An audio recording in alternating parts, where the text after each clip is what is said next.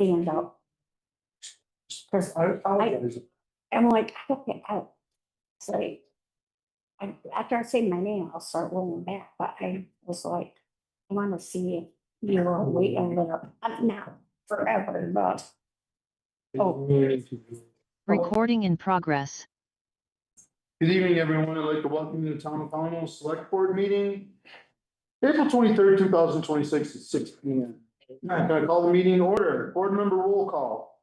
Roy Weber, Katie Alexander. Mike Gardner. Carl Strohmeyer, Kenny Person. Can we all rise for the pledge of allegiance, please?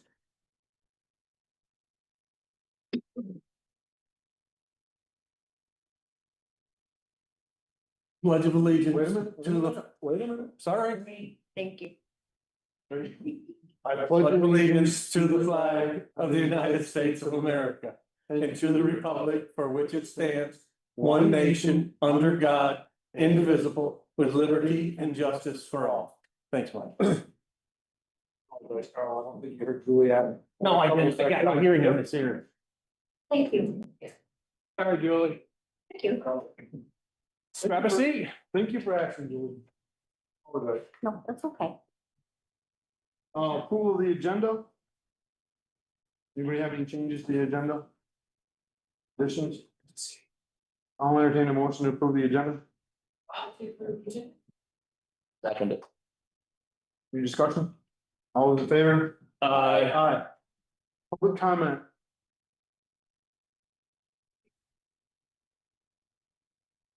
Full minutes, April 8th, 2026, special select board meeting. So move. Second. Any discussion? Corrections? All those in favor? Aye. April 9th, 2026 minutes, special select board meeting. So move. Second. Any discussion? Correction? All those in favor? Aye. April 9th, 2026 regular select board meeting. So move. Second. Any discussion, corrections? Additions? All those in favor? Aye. Warrants, accounts payable, April 17th, $40,756.81. So move. Any questions, discussion? All those in favor? Aye. Accounts payable, April 24th, $72,227.40. So move. Any discussion, questions? All those in favor? Aye. Payroll, April 17th, $12,022.91. So move. Second. All those in favor? Aye. Payroll, April 24th, $12,529.92. So move. Second. All those in favor? Aye. Okay, brings us to agenda item 8. U.S. Forest Service update with Martina Barnes, National Forest District Ranger. So the only thing I'm gonna ask is sometimes our viewers say they have trouble hearing, so if you would just come to the table when you speak, introduce yourself, and we'll go from there. Thank you for coming. Of course. Hi, everyone. It's, I think, I know Michael. If Well, we're, let's introduce ourselves, because I definitely have never. yeah, no, it's, I'll start, so, yeah, Martina Barnes. Oh, would you Nope. like to, yeah. You're, thanks first. Yeah. Go. Martina Barnes, yes, I'm the district ranger, which means basically I am responsible for the Manchester Ranger District, which includes Pownal and the towns approximately south of Route 4, like near Killington, Pico area, down to the Massachusetts border. So part of the southern half of the Green Mountain National Forest. Nice. And we'll have a few other folks. So I'll just give my brief update, and we have a few other folks who are here and they can introduce themselves at that time too. But yeah, it's a pleasure to be here. We try to reach out to not all 29 towns because it's a lot of meetings to go to, but we try to hit at least the towns where we have active projects going on. And so we have several active projects, either planned or ongoing in Pownal. So it's just a chance for you to meet us and know that we're here as a resource for you, and yeah, we do have some exciting projects going on in recreation and, well, few, not directly in Pownal, but we have some timber projects and a land acquisition project that's planned as well. And yeah, so we wanted just to give you a chance to ask us questions as well. But I'm gonna leave you with a few pieces of paper. One is if you want to know what's happening across the national forest in general, we post all of our active projects on our website and it's updated quarterly and it's called the quarterly proposed projects list. And so this is a link, this is just a printout, but you can go there. We also, on an annual basis, issue a letter to all the towns in Vermont that have national forest in them. And this is just you probably received this in January, but if you didn't, here's another copy of it. So it's a few months outdated, but it talks about one of the recreation projects that we have approved. It doesn't directly impact Pownal, but maybe it's a mountain bike trail called the Velemont. And so we'll have Steve, who's here with me, he's maybe gonna just touch on it briefly. And so I've also included the maps. Apologies, our printer is not feeling so well, so it likes to print pink on the top, but this just gives you a little more information about that. And then I also just wanted to mention, we do have a project called the Roaring Branch Project, which is in both Pownal and Stamford, and you may have heard of it, but it's a land acquisition project that involves about 2,000 acres. And we'll leave this map with you as well, so you can kind of see where it is. Yeah, it's sort of right up, the Roaring Brook. What is Roaring Branch, Roaring Brook? Shoot. I should know this, but it's up here. And it involves, is this yeah, I guess. I don't know. I have another map of it here, so. Yeah. Yeah, it's the Roaring Branch. I don't know. It might be a typo.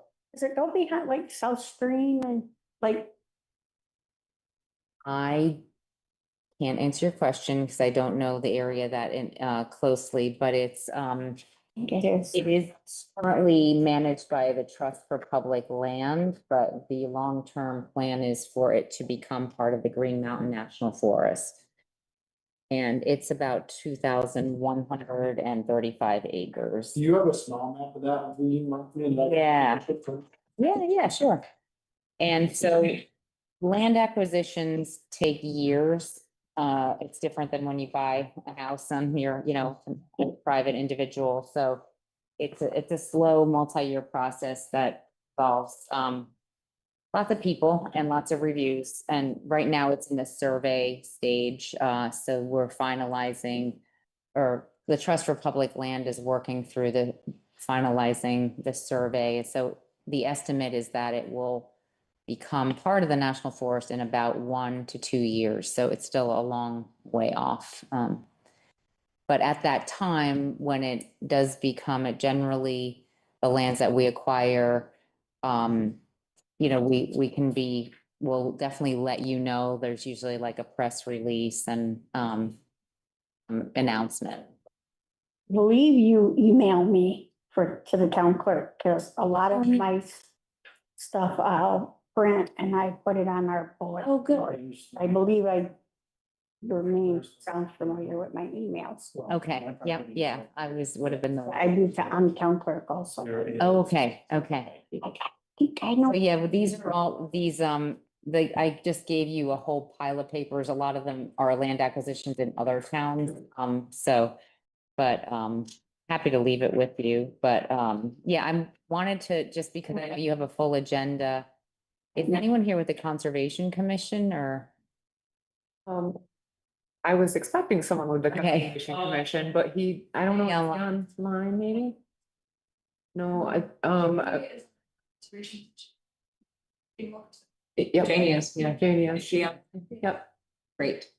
Okay, just I wanted to make sure we get, if there's any, okay, great, any questions or feedback, but I was gonna pass it along to maybe Steve to just talk about the recreation projects that we have going in and around the area, and then to Steve and Melly to Stacy and Melly to talk about some of the timber activity that we have going on, so.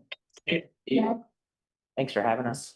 Steve Bitlick, the Recreation Program Manager here on the Manchester District. So our biggest priority is to provide public access to the National Forest lands. Our other recreation priorities include like multi-use trails. We have snowmobile trails, mountain bike trails, you name it. The Appalachian Trail is one of the bigger assets coming through here. And then developed recreation, we have some campgrounds, none specifically in Pownal, but we do consider like our trailheads, like the Dome Trailhead or the Appalachian Trailhead, a rec site that we manage. We'll have a kiosk. And then our dispersed recreation, which is like the wilderness campsites along roads that don't have fees, that type of thing. But we haven't done a lot of work. I'd say the biggest thing we've done lately in Pownal is on the Appalachian Trail. Our partners that help us manage the Appalachian Trail are the Green Mountain Club. So from the state line, there was a little section of the Appalachian Trail that was on private. We relocated it onto the National Forest just for that like permanent conservation protection. But from that line up to County Road in Stanford, the crew was there all last summer working on the tread. So they'll be out there again this summer, and we have an opportunity. The Appalachian Trail is considered a long linear national park, so it's technically national park, but because we're the managing and the landowner, we do all like the boots on the ground work. But long story short, they're providing some capital. They're calling it the Legacy Restoration Fund. It's through the Great America Outdoor Act, and there's $5 million available for the Appalachian Trail for the New England states. So we want a piece of the pie, and we're hoping to do some tread improvements. I don't know if you've hiked the sections, but it gets kind of muddy in the spring, and we're hoping to improve it. A couple of years ago, just over the line in Stanford, we relocated a shelter a little further up because there were some user conflicts with motorized use and things like that. So having resources to rebuild shelters, put up composting privies in the backcountry has been our focus in this area. We also have the Velemont is a long distance mountain bike trail. It's been developed a little bit more up on the north end, but it's going to be very similar to the Long Trail, which is Massachusetts to Canada. It'll be a long distance mountain bike trail with a potential for camping along the way if folks want to do like hut to hut biking instead of just sections. But it's going to be connecting existing bike networks all along the system. Mount Snow is an area that would like to be in on it. They'll probably tie it in with some of their summer activities like Stratton. But eventually it will end by the reservoirs up on Route 9. And then we'll see what Massachusetts does with it. We have noticed interest in mountain biking in the area down at our Dome Trailhead off of White Oak Road. During COVID, there was some trails that popped up. So it shows like the user need. So we're trying to keep up with basically our partners and what we're seeing on the ground for use. And just over the line in Stanford, we're working with VASA on some ATV trails, and I think they feed into the town on County Road. So we're hoping to get improvements out Sucker Pond and out Corridor 9, which is like the stagecoach that goes over to Reedboro. So mostly trail focused projects, just because we don't have like a developed campground here in town. But yeah, that's, unless you have questions, that's our rec update. Anybody have any questions? I have a question on the Bassett stuff, obviously, that's Yeah, a huge topic, for lack of a better term, for yeah, a while, right? yeah, I know there was, last year there was, coordinated effort for some, enforcement. The sheriff's department and some other law enforcement agencies, right, state State more games, stuff yeah. with National Forest. Where exactly, well, just exactly is kind of not a very good term, right? Yeah. Where are you, where is the National Forest at with extending, from the Stagecoach, Reedsboro area. I'm, like, I know that really well, right? I've lived there my whole life, so that one I know. That one over there, not so much. This one here, I know, exactly where you guys are talking about. I've had boots on the ground up there a lot, so where exactly are you at with extending? Again, not exactly, not a good term. So the Sucker Pond Trail connected down to County Road for a number of years, and then there's the Risky Ranch Trail. So Risky Ranch, Klondike, and County Road make like a triangle of like where that town allows OHVs. So there was basically a wetland that we need to relocate the trail around on Sucker Pond. So Martina made a decision to remove the ATV summer use a few years ago. So it's been open for snowmobiles. We just got a Polaris grant, and Vass is actually going to come meet with us on Monday. But if we can get the trail relocated out of the wetland, get the trail back up to standard. Stacy has a timber sale in the next couple of years out there. I think after that sale and the closeout, we'll be able to get the trail open back up. But it would basically be Burgess Road in Bennington feeds up to, some people call it Lake Hancock, or Sucker Pond. And then it's about 7 miles down to County Road. And then if, Overthrow. yeah, so basically it's getting Sucker Pond reopened for summer use is our ultimate goal, but it's not going to happen just yet. So. What?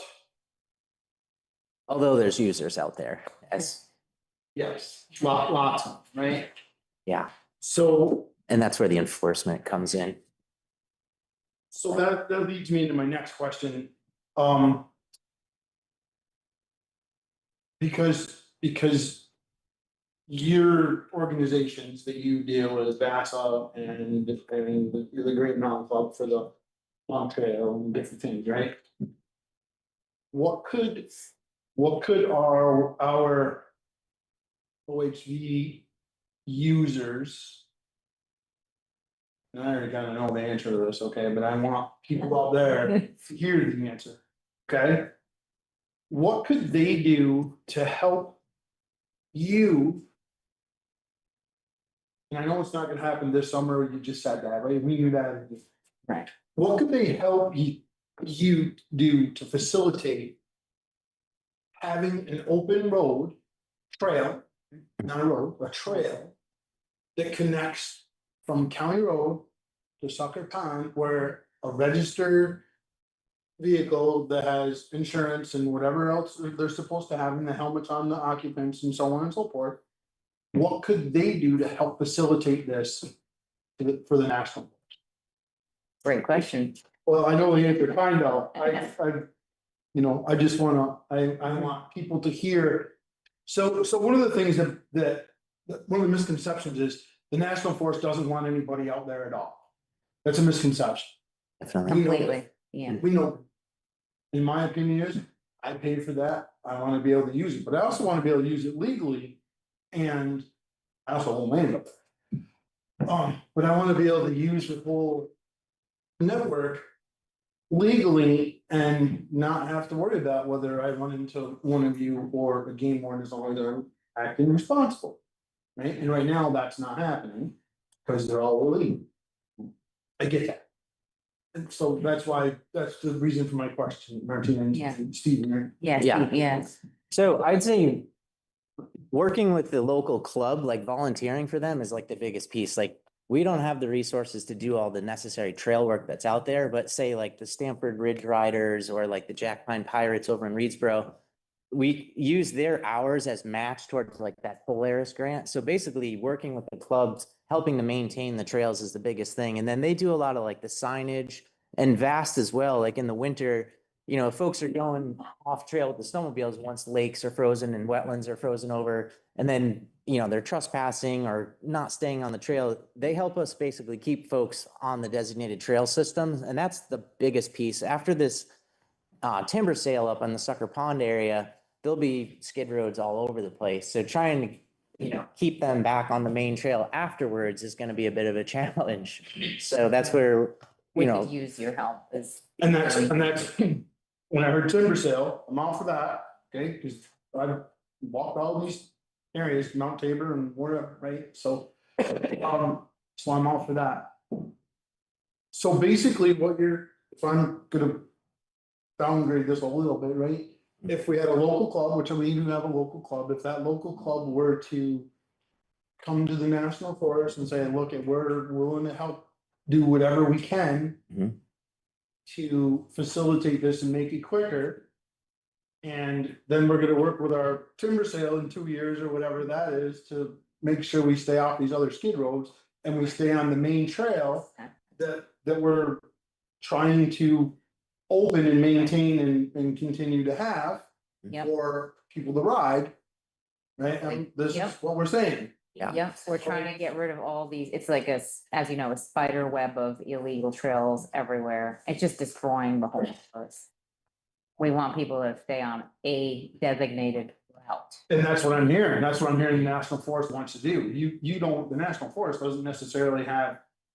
The hate sign, you're not on the four corners of Bennington, we hate four-wheelers, side by side, right? You guys are, Stay on the trail. that's right, you're trying to push that, and I appreciate that. Another question that I have is. Because that trail now is open for snowmobiles. Yeah. Right? What is the? You maybe haven't even thought of this, so I don't know. What is the opportunity for that to remain open through the winter months for the OHV use? Because I know some of the vast trails now can't be used by both. Yeah, I've heard of some of those clubs, the tracked UTVs over in Reedsboro and the Jack Pine Pirates. Basically, VASA and VAST need to kind of get on the same page with what they allow in different seasons, because like basically our trail partner changes over as the season changes over. So if VAST is like, we don't want tracked vehicles, or, we basically need the Vermont Association of Snow Travelers to, write it in as an okay vehicle to be on their network, because their network is here in many cases before the forest and extends well beyond the forest. So we're kind of provide partial like opportunities for VAST, but they're kind of the leader with snowmobiles in Vermont. Right. No, I mean, again, it's. I grew up with snowmobiles, so I don't have one now, I grew up there, so I know all about it. So I feel it's like kind of up to their organization and their membership on what they allow. It's like VASA doesn't allow dirt bikes, but they allow, four-wheelers and side-by-side. So it's kind of the way their bylaws and their trail access decal, like what does that give you rights to do? And they're the ones that have been kind of setting, those standards for their clubs. And if they would just work together, they would have twice the amount of people that are trying to make this happen, right? Yeah. It's the same conversation about the guy that shoots a crossbow and the person who shoots a crossbow and the person who shoots a recurve and a compound, right? It's all archery, but whatever. Yeah, I'll just give one quick example, like on Risky Branch, that little section, you come across the Pownal line and there's a, you probably know that puddle there, some folks call it the sippy hole, Yeah. but it's definitely a party spot. And we got the clubs, to basically clean it all up. It took like 2 8-yard dump trucks to get all that burned furniture out of there and tires and whatnot. And after they helped us clean it up and block off some of the wetlands and the areas, it's reopened as part of that triangle that the town of Stamford has. So that's basically an example, like they helped us do a project, steward it, and now it's reopened. So that's kind of the model that we're looking for. We want to have it at a minimum standard to provide a safe riding opportunity. Even some of our side-by-side, we don't have like side-by-side, we have like a Polaris. We can barely get through Sucker Pond right now to get trail maintenance out there. So we have to have the trail at a standard that we could at least get out there and cut down trees, or like if there's a search and rescue, we have to be able to access it. So that's like our low bar. Who would the contact person be for the National Forest if, say, our club president? Probably Steve, he's our recreation Yeah. program manager, so. Could we add his name to our website as a contact person? Would that be all right with you, to the town of Pownal website for a contact person? You're okay with that? Yeah, sure. Well, I just want Are to. you okay with that? Yeah, so well, yeah, so technically, right? I am like the liaison between the National Forest and VASA, so I'm the appropriate person to be on it. It does, you know, you've seen the sides and sometimes even lawyers get involved when towns are making decisions. We just try to stay out of any of the decisions with opening roads that are in our jurisdiction and just kind of stay focused on.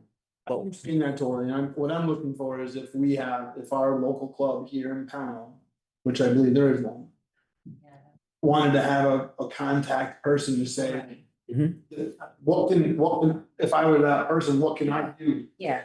Sure. That's all I'm looking for. I'm not looking for you know, to say, oh yeah, you need to open this road, that road, or another road. That's totally on us. I understand. Yeah. So Ethan Hill is like the trail manager or trail master from VASA. Him and I basically work very closely on all of these grants that we've received, or whenever we partner with a club, he's kind of like the lead and then works with the local club. How long has he been doing that? A while? 6, 7 years? He was down here. Yeah. He was, Yeah. that name sounds familiar. When we had that whole big conversation like Yeah. So 6 years ago, and he was here. the two of us are kind of But I remember talking. yeah. So we're like the points, trying to work with any club.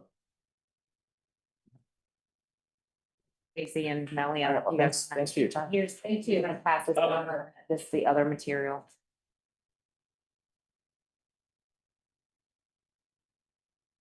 All right, hello everyone. Thank you so much for having me. My name is Amelia Napper. Everyone calls me Melly. I'm the Vermont Public Lands Forester for the Rough Grouse Society. I've been working in partnership with the Forest Service, the Green Mountain National Forest, for 2 years now, and I'm really excited to be here to talk to you about this Rocky Hollow timber sale that we'll be administering here on the Green Mountain National Forest. It's a part of the South of Route 9 Integrated Resource Project with which Stacy could talk to you more about. But we're really pleased to be working with the Forest Service on this project, whose goals focus on creating habitat for wildlife, promoting oak habitat, and just creating healthier forests, which is a shared goal that we have. So I'll be the person essentially the point person for that Rocky Hollow timber sale. So it's approximately, I think it's a little bit less, 170 acres. Do you have it, Stacy? And it's a mix of different treatments, as I said, focusing on 64. 164. 164. So focusing on creating habitat or creating conditions to allow for oak to regenerate. So you may or may not already know that the Forest Service has been doing a lot of work down there, using fire, planting, essentially to get more oak, because unfortunately we have conditions right now where oak is not able to regenerate in the understory. So they've been very successful in a lot of that work. So we're excited to move this project forward and to bring some of these projects to fruition. So if you ever have any questions, I'm here to add capacity for the Forest Service, and I really value being able to communicate with the public and be able to be a resource for folks in the area. If there's ever questions, obviously, please reach out to me. I'd love to be able to host some sort of tour for neighbors, folks in the community who are interested, want to know what that paint on the tree means and whatnot. So I was involved obviously heavily with the actual boots on the ground work, and I'll be seeing the project through. So I'd love to be able to be a resource for folks. I think that's about it, but Stacy, I'll hand it over to Stacy. Hi, I'm Stacy Stratton. I'm the timber manager on the Manchester Ranger District. Been here for 10 years, so that's the last time I walked down there. Well, the first time I walked was 10 years ago down there. So it's nice to be finally getting into that Rocky Hollow area. And like Melly was saying, it is going to be a stewardship, and so there will be, the wood will pay for some work. Yeah, I forgot. Most of it's erosion control. As you know, if you walk that dome trail, the rocks just keep, the trails wash out. So, what I have here, sorry. Oh, and additionally, the enhanced recreation opportunities, so improving that Parking area. parking area down there. So hopefully that'll be something that we're able to accomplish. We just got the final numbers for the amount of essentially value that we're working with, and that kind of determines the amount of work we can get done. So, That parking area is off the, White Oaks. yes, You're talking, okay, I just want people to understand that. off of White Oaks. So I brought our 5-year plan. I have 4 copies of it, and if you need an electronic version, just let me know. I also have a couple of my business cards, and I don't mind being a contact for anybody here in town either, so a couple of them there. So our big map here. Okay. So they look kind of a lot of green out there, but so the Rocky Hollow's down here in the bottom corner, and you can see like it's highlighted all in green. So it looks like a large area, but it really, if you look there, we're really only harvesting some discrete areas. There's 164 acres out of that. Right. So I just don't want anyone to like see like this one here for 2027. We're not like cutting everything in there or managing everything in there. You know, usually it's like 40% of the acres is where usually what we end up with. And varied types of treatment. So a mix of, thinnings, improvements, regeneration treatments, which would include shelter woods, which means leaving trees on the landscape that'll serve as seed source and create conditions to regenerate some of those target species. The other sale that is ongoing, that started last year, was a Broadbrook timber sale. It's being accessed off the Risky Ranch Road. There's an old, I don't know what, I'm sure that road is built in across the AT to get in there, a long time ago. And you can see a lot of it is like small little circles. Those are probably like 2-acre groups, again, we're just trying to get some multiple ages going out there. So that's probably got another couple of years left on it. Then if you look a little bit to the west of it there, left of you says future timber sale area, estimated 2027 to start. That's called the Dome Timber Sale. That'll be on the list. We come up with the names because something that's close. Yep. So again, we have just started in there to assess the ground. And like I said, we're looking for heritage, streams, wetlands, wildlife. Sometimes we've been in sales in the winter and there's a goshawk. So we can't. We have rules about all that. So a lot of times, if we start in this area, and you've been here your whole life, and if there's anything in there you think like we should know about special, it'd be nice to know, because we're just in the planning stages for a lot of these sales. Yeah. It's very easy to like make some mitigations or to exclude some areas now. I'm sure that there's a bear canning area on a certain part of the dome, but I'm very confident that the Forest Service knows exactly where that is. Yeah. Hey, I don't need to walk up there. Oh, and the other sale there, it's for, is that 2028? That's the one, so we're calling it the Meadow, and it's a timber sale, and it's another stewardship, like we talked about, going in there. And so what a lot of that, timber harvesting, the value of the wood's going to be paying for is erosion control. Like I said, it's like, you were all there probably 10 years ago when that beaver dam was across, and just, what that looked like, and everybody had to keep getting further away. And that's the only time I've ever gotten off a UTV and say, I'm going to walk from here, because it was just so nasty, but gotten a lot better, of course, now that the dam's gone. But so a lot of that in there is for erosion control. And again, to close off our skid trails when we're done, there's no intent, hopefully they're just temporary water barring, hopefully, do something to block them off a little bit. And then, yes, to work on a road or a trail in there to make sure that what we want in there is there. So that's the great thing about stewardship. So we have a lot of freedom. The wood pays for, the value of the wood pays for that work. And so we have a lot in there. That's why it's such a big area, because, there's a lot of work. So sometimes you need a lot of timber to pay for that. So connected to this, I have a couple of questions about forest management and about concerns from residents. And also, I do think it's worth noting that we have 2 members of Conservation Commission and our district manager for our conservation district here as well. And I think it could also be beneficial for us and for residents if any of them have questions also, to you guys have any questions. But the question I have about forest management is that, you guys know this. I remember in 2023, air quality was really bad from Canadian forest fires. It was not great last year. And I hear increasing concerns. Like, it seems like I follow you guys on Instagram, like the Forestry Service, so great job, first of all, thank you for what you do, I appreciate it. But we seem to have additional days of high fire risk. And just over like the past 3 years. So my question is sort of like what, I'm sure everyone is asking me this question. It's like, what does your plan look like for forest management in anticipation of?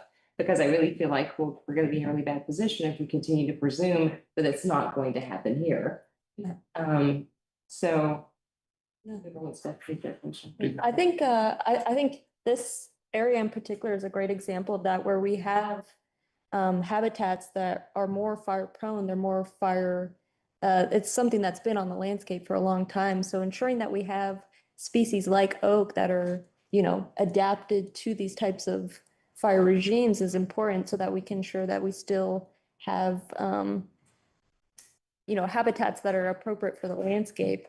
And obviously Stacy can talk more about what the fire folks do on the forests to kind of address those concerns.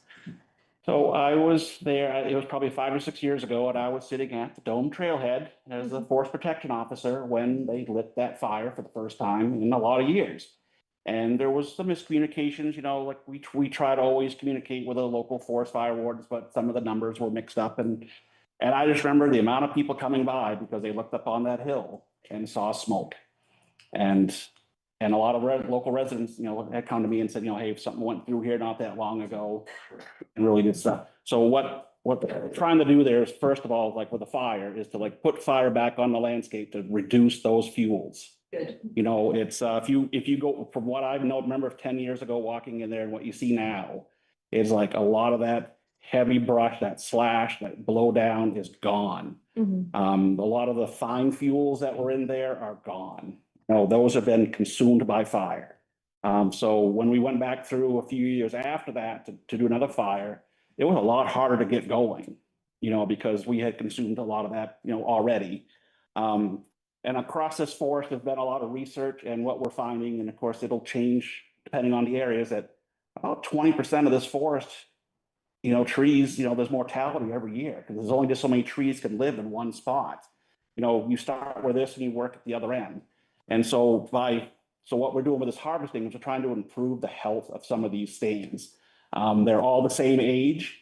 They were all started by the same exact incident, you know, logging or something else, trying to get some variation across the landscape, you know, and of course, by recovering that mortality, you're reducing the fuels for fires. I mean, like I grew up, we always thought this is an asbestos forest. I grew up in Maine, like nothing burned unless there was a slash from a logging operation that was not cared for properly. We had a lot of that last year. We were doing work at the Dutch Hill ski area, and a lot of the residents were concerned because we had harvested in there, but around people's residents, you know, if we're near any of them or their property lines, we pull back the wood, 25 to 50 feet usually, so that if there is a fire, if there ever is, there's no fuel to consume to get to someone's property. When, you know, again, that's our best attempt. And then, of course, we make sure the slash is to the ground, you know, because it'll rot quicker that way. So we think of that in all of this, you know, especially in this Rocky Hollow sale. It's like that is an area. And if you don't know, like, so the Dome Trail's here, and like the Rocky Hollow sale is here. The other side of the trail, we're not doing anything to. And the reason why is the state has asked that to be like, kind of like, you know, the placebo, like let's not do anything over here and just like do regular management. Over here, let's intensely manage. And you'll be able to see the difference, hopefully. Well, you will. I mean, you can see it now. Yeah. You know? So there is a lot of thought to that, and we put a lot of thought into our operations, even for fire safety with the logging. Yeah. There is a lot of contractual items in there, and we can stop if it's a really dry day. You know, if we say that, hey, listen, we don't want you to spark up a fire with a chain on a rock from your skidder or your dozer. You know, I worked in Minnesota. I was like, oh, wow, I'd never heard of that before until I got there. But it was dry. A question, when you are going to do a section, do you blaze your property lines, or how do you do that? We do so, by law, by federal law, any time that we are managing within 660 feet, I think, or quarter mile, whatever it turns out to be closer, we are required to run the property lines. The only one that we ran, like Melly and I went down last week and we ran the lines for along the old military road. Well, unfortunately, the line is the center line of the old military road. So how do you blaze that? Yeah. And so we just made sure that we erred on the side of, let's just stay over here. Yeah. You know, but the line is probably over here, but we do go out and Okay. we contract it out, or we have our own, you know, we don't have a surveyor anymore, you know, he's retired. But we do contract out a lot and we try to go in several years before. Okay. And, you know, they do a lot of research and hopefully they're contacting local resident, not the local, all of them, but the local landowners. Yep. If they're against it, they're doing that work. And so Melly and I, what we do for work is we go in there and we look at all the mitigations that our environmental analysis has said we should probably do, like, you know, how far away from a wetland, how far away from, like, you know, maybe there's a nesting site, like, you know, along Route 7, you have that, you know, you know, the herons, you know, there. How far should we stay away from that? You know, even though we're in the winter harvesting it, but it still affects when they come back and there's something missing. Yeah. So that's what I mean. So we go into an area, you know, we may start with 1,200 acres. And by the time we are done, you know, we're right down to just a couple hundred acres of area. And of course, just because we propose it doesn't mean it's unhealthy over there. If it's really nice and it's growing, why manage it? Just manage over here where there is a problem. You know, the health of the forest. So there's a lot that goes in for years before we even get to here. We do have questions. Yeah. Okay. Yeah, Michael Fernandez, District Manager of the Bennington County Conservation District. And nice to meet the both of you. I first of all want to applaud the Ruffalo Grouse Society. This is a really cool project that you guys are bringing into the area. But I'm curious how, given how many projects that I've seen on hardwood, especially oak regeneration, mostly turn into buckthorn and honeysuckle. How are you preventing browse? Are you using temporary access control? Are you planting larger stems and intentionally planting species? Are you tree tubing? Or what's the approach that you're using that you are finding success with? Yeah, definitely. I think so. Kind of a two questions there.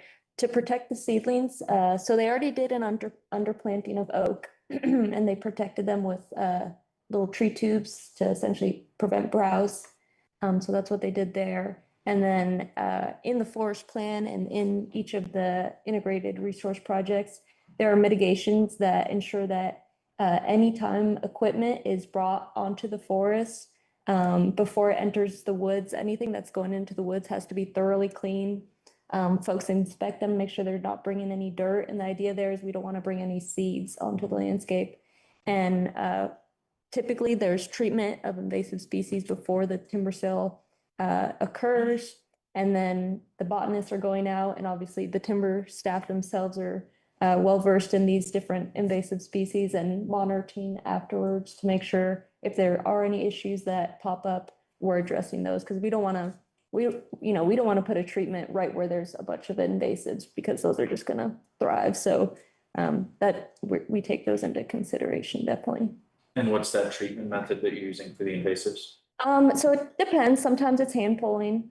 We'll have, crews of BYCC come out and help with that. There have been herbicide treatments used on parts of the forest. Yeah.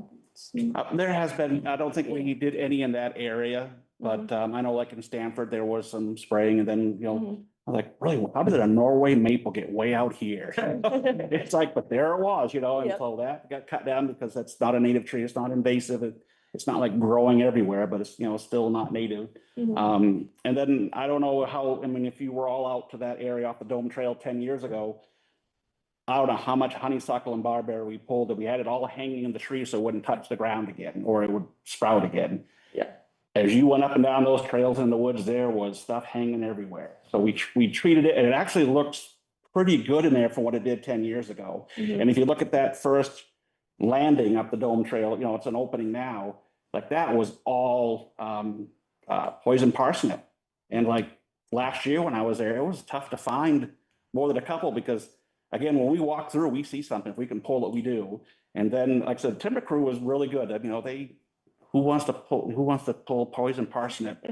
But they do it. You know, we help with the botanists, you know, and again, we don't want that stuff, you know, we don't want those getting into the interior. And so, and just like, but just as important as the invasives is the rare plants that are in the area. And so like, if you were to look out there, it's like, boy, they're 200 feet from a stream, or why are they over here? Well, you know, there was probably a colony or a small amount of a rare plant there that, yes, we weren't gonna run over it, but we don't want to like affect like maybe the light that's getting to it, you know, so we stayed a little further away.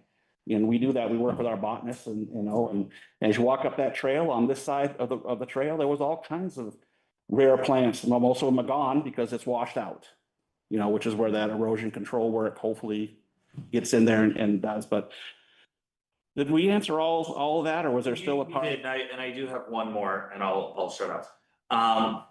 Oftentimes we get these cool projects running through the area, and we don't end up gleaning any new institutional capacity on the local level for them. So I'm wondering, because we've been talking about this for quite a while at the district level, how little capacity there is outside the Forest Service to do prescribed burn on private lands, which, as you know, Vermont is roughly 79% privately owned. And the closest contractor I can get to come and do a prescribed burn is from South Carolina. So would the Forest Service, I guess, be open to opening up to town fire departments to maybe come out and see how you guys do these prescribed burns? I know in Arlington, they do an annual burn, they actually do it on my farm. But it's a really, the fact that we're bringing fire back to the landscape is, as somebody who trained out in Oregon, as a wildland fire ecologist, I'd love to see you guys doing that work. But it would also be great if you could pass some of that knowledge on to the community so that outside of your area, and when the resources are tight, we could maybe help manage the landscape. I think a lot of that comes through funding. You know, it's you know, maybe the Forest Service provides funding and some training. You know, like when I was on the White Mountains or other, I've been in a lot of forests. People do like me. I just move around because I like to move around. I mean, when it was like a small discrete fire in a town, you know, the fire department they would be the first ones up. You know, they'd be in their yellow tops and their green, and they'd be carrying all their equipment up the hill, and we would just kind of mop up or something afterwards to help them.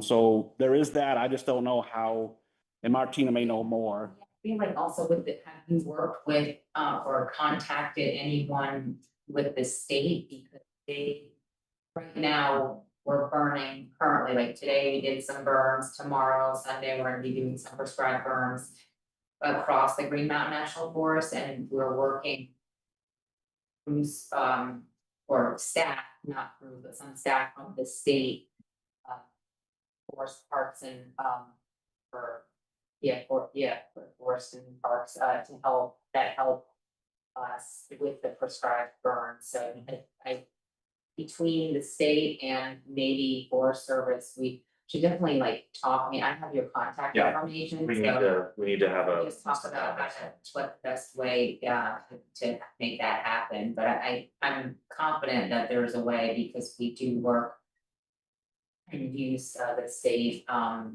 resources to help support our burns, so I don't see why, you know, I definitely think there's a way path forward for that, so. Great. Great. About testing. Good answer. And I, you know, can stop me, but I like the Rocky Hollow, you know, like Melly said, we put the, you know, the tubes up randomly and, you know, across landscape. But one thing that, you know, that you know, I've been here, you know, to see it start from the beginning is like when you want oak back like that and it hasn't been treated the right way for a while, it's a 3-step process. And so we have been going in there for several years and removing intermediate trees, you know, beech, you know, small trees to get the daylight to the ground. Because oak, once we get that oak started, it'll sit there. And then all of a sudden, now you go in and you harvest, you know, where the shelterwood, where you're leaving conditions or it's a small opening or something, that oak is already there. The deer couldn't get to it because it's not very big. You know, then all of a sudden, wow, daylight. if you go into where we've burned, there's always mortality. There's some trees that get burned a little hotter. And if you walk up there, it's like you can't even see. Just in like the 5 years, it is like 10 feet tall. It just needed the daylight and the right conditions. And the deer, yes, they're gonna browse. There's enough other trees out there, but it's like when the conditions right, it is fast. Oak just sits there for years and percolates, and then it goes. But like Melly said, we really would like that, when we are doing things to get the public out to these areas and definitely. introduce them to the area. Yeah, of course. Yeah, Yeah. yeah, I think that's. So I've been sitting here for 6 years and this is the first time we've ever had this. Mm. Such, visit, right? Mm. It's exciting for me to see this, because.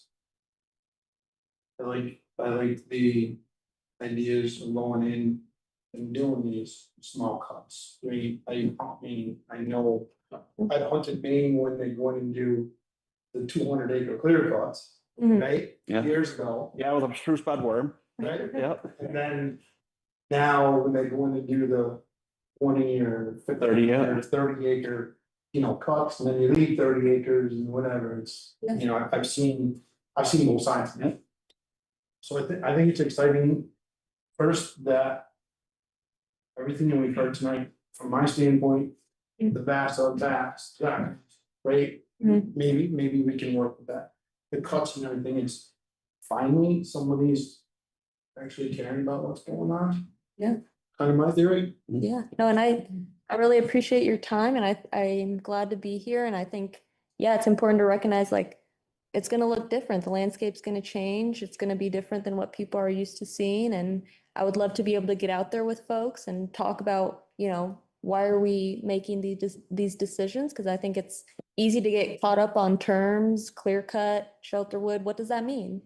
So I think it's good to have people out there and say, why did we put a clear cut here? Why are we expanding this wildlife opening? What birds, what wildlife need that? So I think it's great to have people out there and to talk about it. So I would love. Education is a huge part of it, right? Yeah. And I think we've opened that door. Yeah. And I think we kicked it open tonight. Honestly, I don't think we just cracked it. I think it got kicked open tonight, and I appreciate that from all four of you, honestly, because I think that's gonna be our single biggest hurdle from residents and people that live here is the education piece of it, that this isn't just driven to cut down trees to make some 2x4s. Right, this is for a lot of things, the wildfires that Jeannie was talking about in Canada, right, to control that. There's a lot of pieces to this puzzle, this isn't a 50-piece jigsaw puzzle, right, this is your 1,000-piece jigsaw puzzle. And we're unique. We are a large landholder, so we can do this across the landscape instead of just somebody's 50-acre lot or less. Right. Sometimes I think that it's the difference between someone who thinks of themselves as an environmentalist versus an ecologist, right? And understand that whole notion that we've had for so many years, just don't touch it. And I feel like that is the worst thing we can do right now. Mhm. So I appreciate your work. Thank you. Time, sorry. Yeah. No, there's an important thing, and I think one of the most important parts of it, honestly, is the education piece that, when you go and start talking about the trail coming from, there's education for both the trail system and what you're doing, and then there's education for you, it's all part of it. And, you see that we've made a commitment to this area for the harvesting for a lot of years. If you have local operators that are like looking for work or maybe to purchase a sale or to be like a subcontractor, just having, give them my information or just have them contact me. I'll put them on our list for mailing. The town, I'm gonna put you on my list so that when we have a timber sale, you receive an email notice with the prospectus and like the bid letter so that you could probably put it on your site and a map, so that people can see where we're planning. This is great, I really appreciate it. We appreciate being invited. It's Yeah. No, thank you so much, all of you. Thank you. Thank you. good night. Good night. Thank you. I'll email you again. Thanks so much. Okay.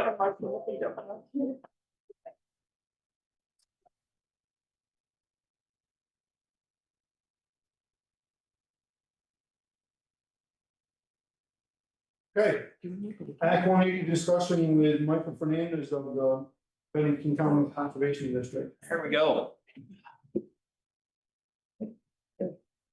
One. Okay.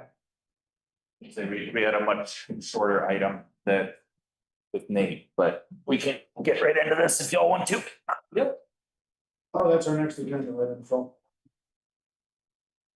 Oh, darn, he minds waiting. That's fine.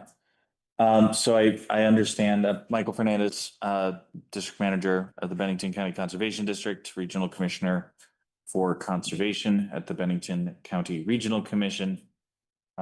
Tara asked if I would come kind of be a sounding board for concerns that you all have about Act 181. There's a lot of influx right now in the legislature, as I'm sure you all are aware.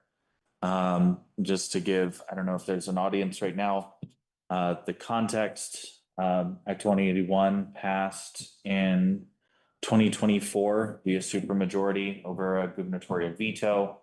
It established a fundamental shift in the statewide land regulation process that was initially established through Act 250, moving conceptually, and I think this is the easiest way to try and wrap folks' heads around it, moving from a project-based jurisdictional trigger to a place-based jurisdictional trigger.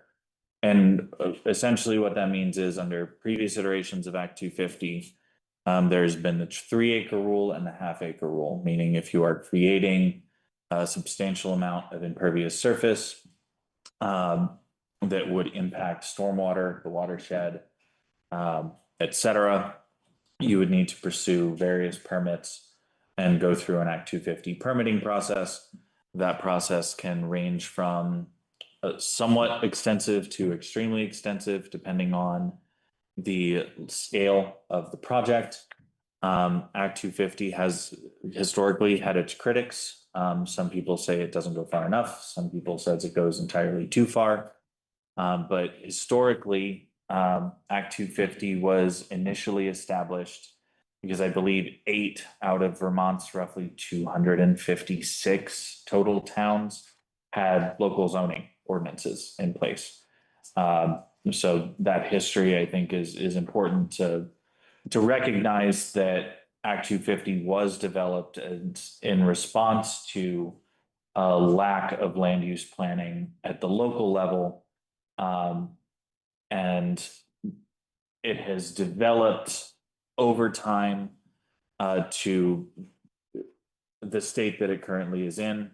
Act 181 initially, as I understand it from the legislative record, which I've reviewed extensively and spoken to all of the co-sponsors of the bill, initially started as just a housing bill. It was just the tier 1A and 1B fast track zones for housing development, specifically the 50 unit with affordable housing criteria included in the tier 1B. And the regional commissions were tasked with utilizing existing town plans. And this is one area that we've heard a lot of confusion on. Why is my tier 1A and 1B area in that place? That place floods all the time. And the legislative language is somewhat specific in that it is historic village centers and the village and town centers that were delineated in the town plans. And from my conversations with planning commissions and select boards around the county, this is not my first time getting called in on this. Nor will it be my last. It wasn't, there is a feeling that wasn't made clear, that towns could request a change to their town plan through their planning commissions to shift where those tier 1A and B areas are, to move them out of the floodplain. One area of the discussion that has also not really come to fruition at this point is there are multiple regulatory overlays, and this is something I've been trying to communicate to all the towns that have been calling me in. There are multiple new regulatory overlays and triggers beyond Act 250 and Act 181. Those being the updated wetlands maps, which we're actually in the process of booking venues to host a listening session on that in partnership with DEC. That is likely going to be towards the end of May, beginning of June, and I will keep everyone appraised of that. Other parts of the state have already undergone that change: the Connecticut River Basin, the Menfor-Magog Basin, the Champlain Basin, and the Northeast Kingdom. Actually, no, not the Northeast Kingdom. The Northeast Kingdom and the Hudson and South Lake Champlain area is being finalized this year. And that is part of the Flood Safety Act, which passed after the 2023 floods. Which also includes, it included an update to the wetlands maps that is very comprehensive. And could possibly deserve a little criticism. It was very quickly done, very similar to Tier 3. It's all GIS-based mapping, no ground truthing. Do you have a question? I do, but. Yeah. When you're, I could literally talk about this for hours, so if people have questions, please just jump in. concerns, which is probably never gonna go anywhere, but I definitely want to get it out there. One of the concerns I have, especially on the flooding portion of the state, and specifically, I'm gonna talk specifically of Pownal because that's what I know. Yeah.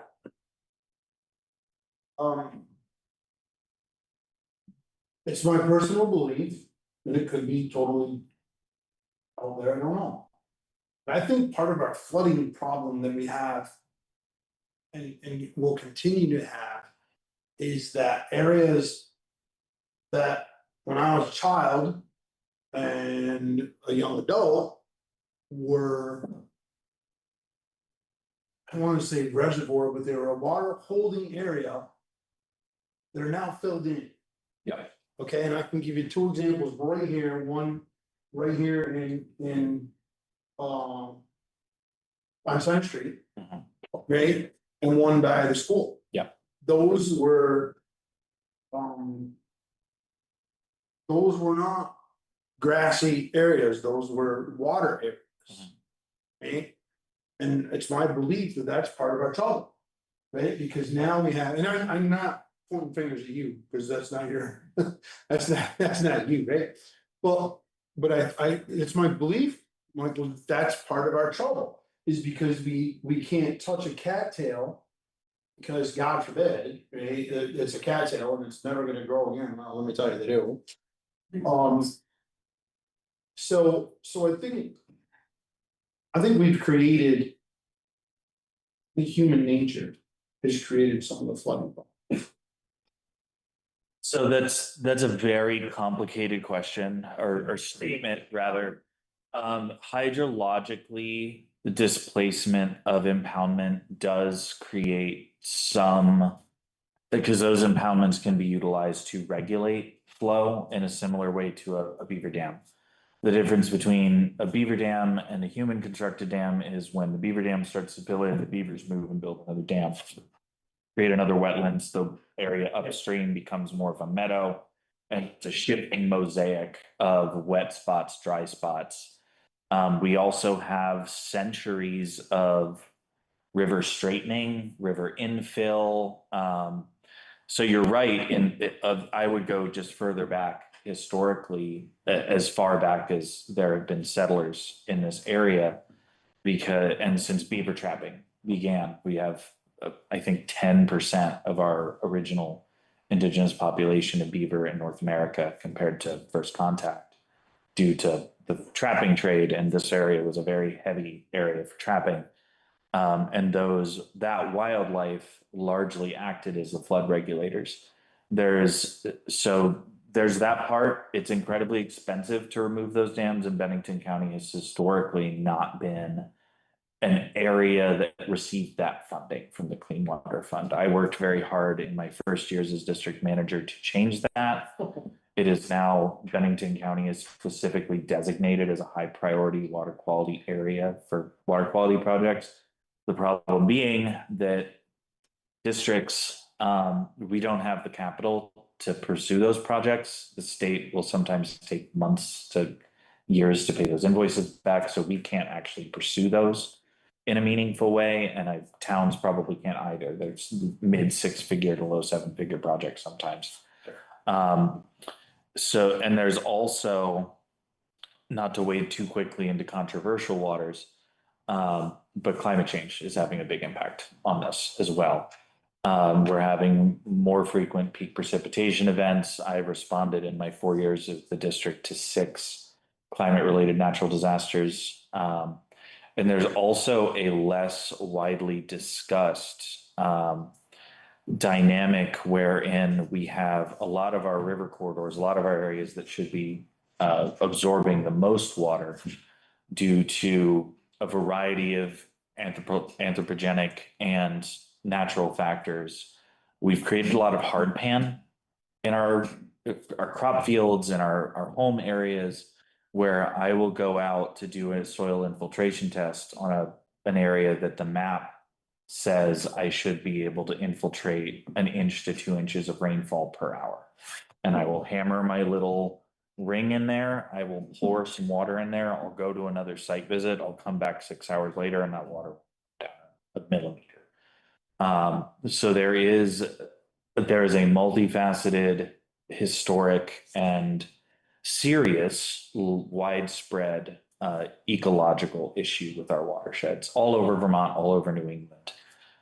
Going back to the Laurentide ice sheet, there's a lot that we can do about it. I've given workshops on the Vermont rip sower, on soil remediation, agroecology, so utilizing more crop trees instead of annual crops to reduce tillage volume, wider riparian buffers that can be functional and harvested by landowners for food or firewood, etc. We also, as you were just hearing from our friends at the Green Mountain National Forest, we have a lot of even-aged timber stands in our upper watersheds that don't have the necessary structural complexity to actually provide the ecosystem service, as we call it in the egghead world, for flood mitigation that is typically considered as a fundamental value that forests provide to their surrounding communities. So in other words, a lack of polyculture. Lack of polyculture, lack of structural diversity, lack of duff, because I'll walk through sugar bushes these days that have jumping mud.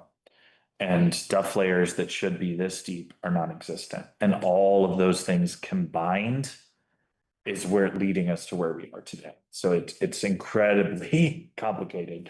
But there are a lot of things that we can do about it. I got 2 questions. Question 1, could you elaborate a little bit more on the fact that they're using GIS to delineate versus actually going out? Because I've seen some severe mistakes on the VCRC new map. Yeah. How should I say this?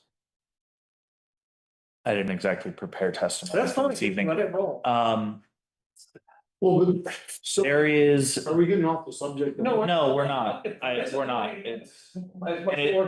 I also think it's really important to not shoehorn ourselves into just 181, because the 181 is part of a legal ecosystem, as I've been starting to call it in my head, that are all happening at the same time, Right. that are all impacting our constituents simultaneously. And the fact that it isn't being looked at in a more comprehensive way is one of the things that's causing a lot of the confusion. And I think I can predict this. I'd bet $1 against your dollar that a year from now, we're going to be back in this exact same position talking about Act 121 as opposed to Act 181, because they've created a conflict between river corridor regulation and housing with that bill.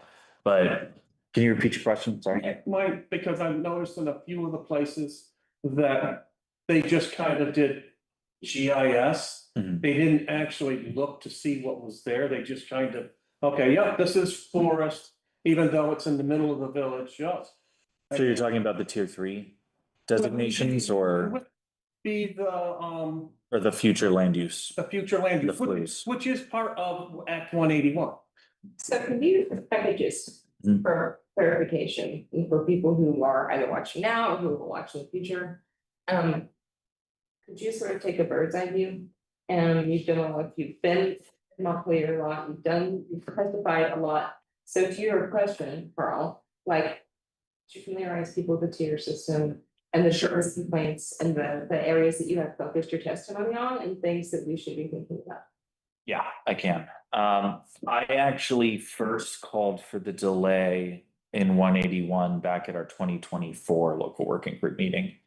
Right after it passed, we felt, the staff, the board, that there wasn't sufficient public engagement process or funding built in to successfully engage with the public around these very significant changes, the tier 3 areas in particular, because they are in effect a form of regulatory taking. They're going to, if that tier had remained, which at this point, it does not look like it is remaining. Well, I want to be clear, they haven't taken it out, kind of. Correct.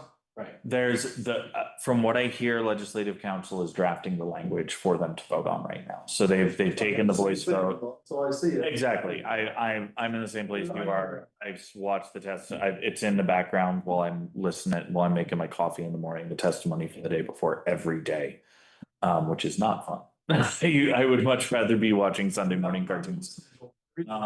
So tier 1A, 1B.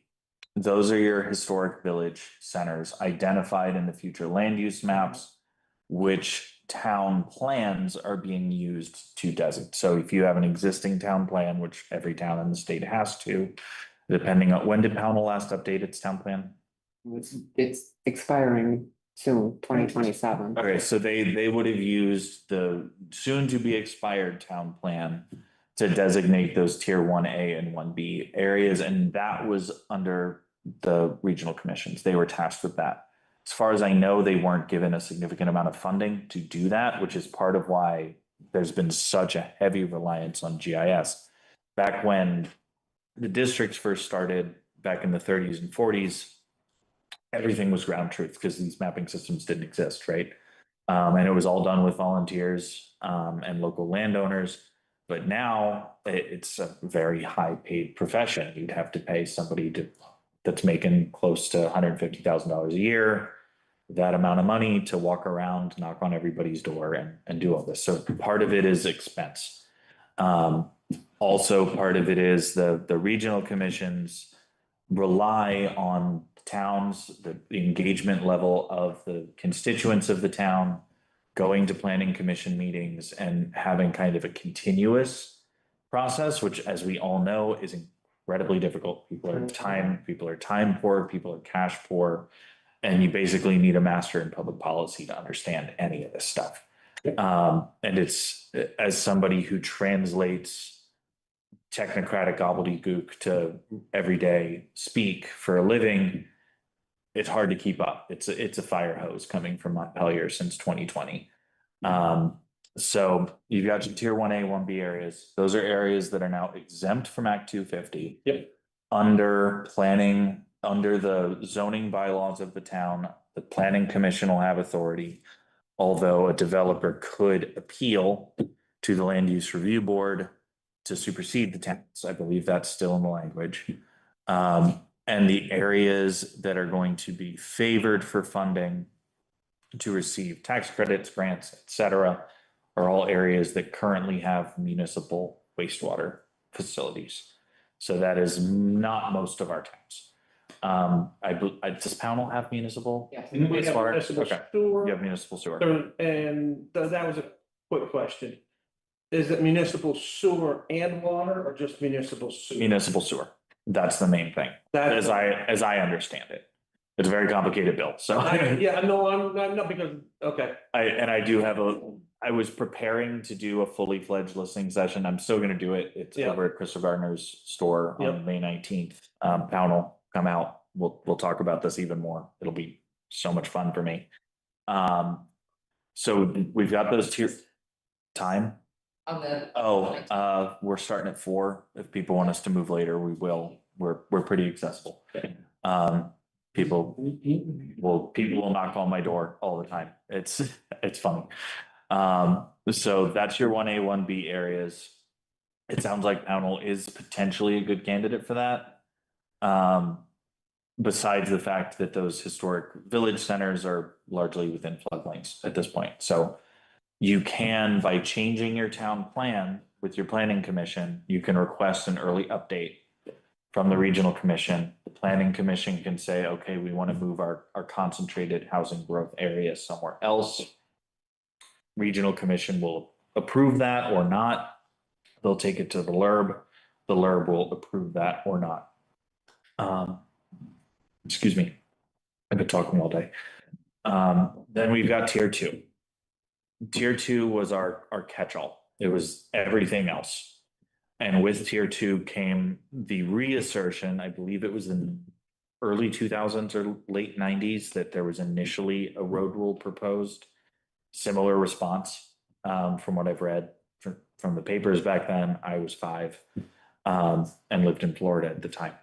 But there was an attempt to do the road rule. It was much more limited, but that was an 800-foot road or 2,000-foot network of roads. What is a road and what is a driveway was not defined in statute. That was allowed to go through the administrative rulemaking process. And that would have triggered Act 250 jurisdiction as well. So one of the major gripes that the working lands community, especially the forestry and agriculture sectors, had with that is there is almost a universal correlation between new home construction on rural lands and working lands business formation. And I can speak to that as someone who is currently building an ADU on my farm because I need a place for me to live so that my parents can age in place with me. So that was one of the major issues because agricultural activities were exempt, but not the people doing the agricultural activities. So that was a very important distinction, and that is one of the provisions that is up on the chopping block right now, going back and forth on SB 25. There's a reason I'm watching the testimony every day. I have a fair amount of trust in the legislators that I have talked to. House Environment has been hearing that. The process originally, if you go back to the 2024 legislative record, it was pretty much just lobbying groups and the regional commissions in those rooms. Like people can check. I'm not fibbing here. It was about the same, like 10, 15 groups, about 20, 30 people in those rooms. And that isn't atypical in Montpelier. It's very, especially for residents down here, like it's a huge burden for every time I get called up to testify in person, because that's a whole workday gone for me. And I can't bill for it. I can't really bill for the mileage. There's no grant for me to put it on. So I just lose a whole day and just have to work another day. But I have felt a significant shift in the tone and attitude of the legislature over this last month, basically, since all of this has really started in earnest, which was really gratifying to see as somebody who's been shouting about this for 2 years. And I think we are going to see some substantial changes, probably going to see the full repeal of Tier 3 in the road rule. But I think it is important to look in retrospect at how the Tier 3 designations were decided, because it's frankly troubling to me as somebody who helps landowners navigate land use regulations every day. From what I have gleaned from mostly conversations with the Land Access and Opportunity Board, which has been consistently attending these meetings, as well as the Vermont League of Cities and Towns, which I'm assuming Pownal is probably a member of. Yeah.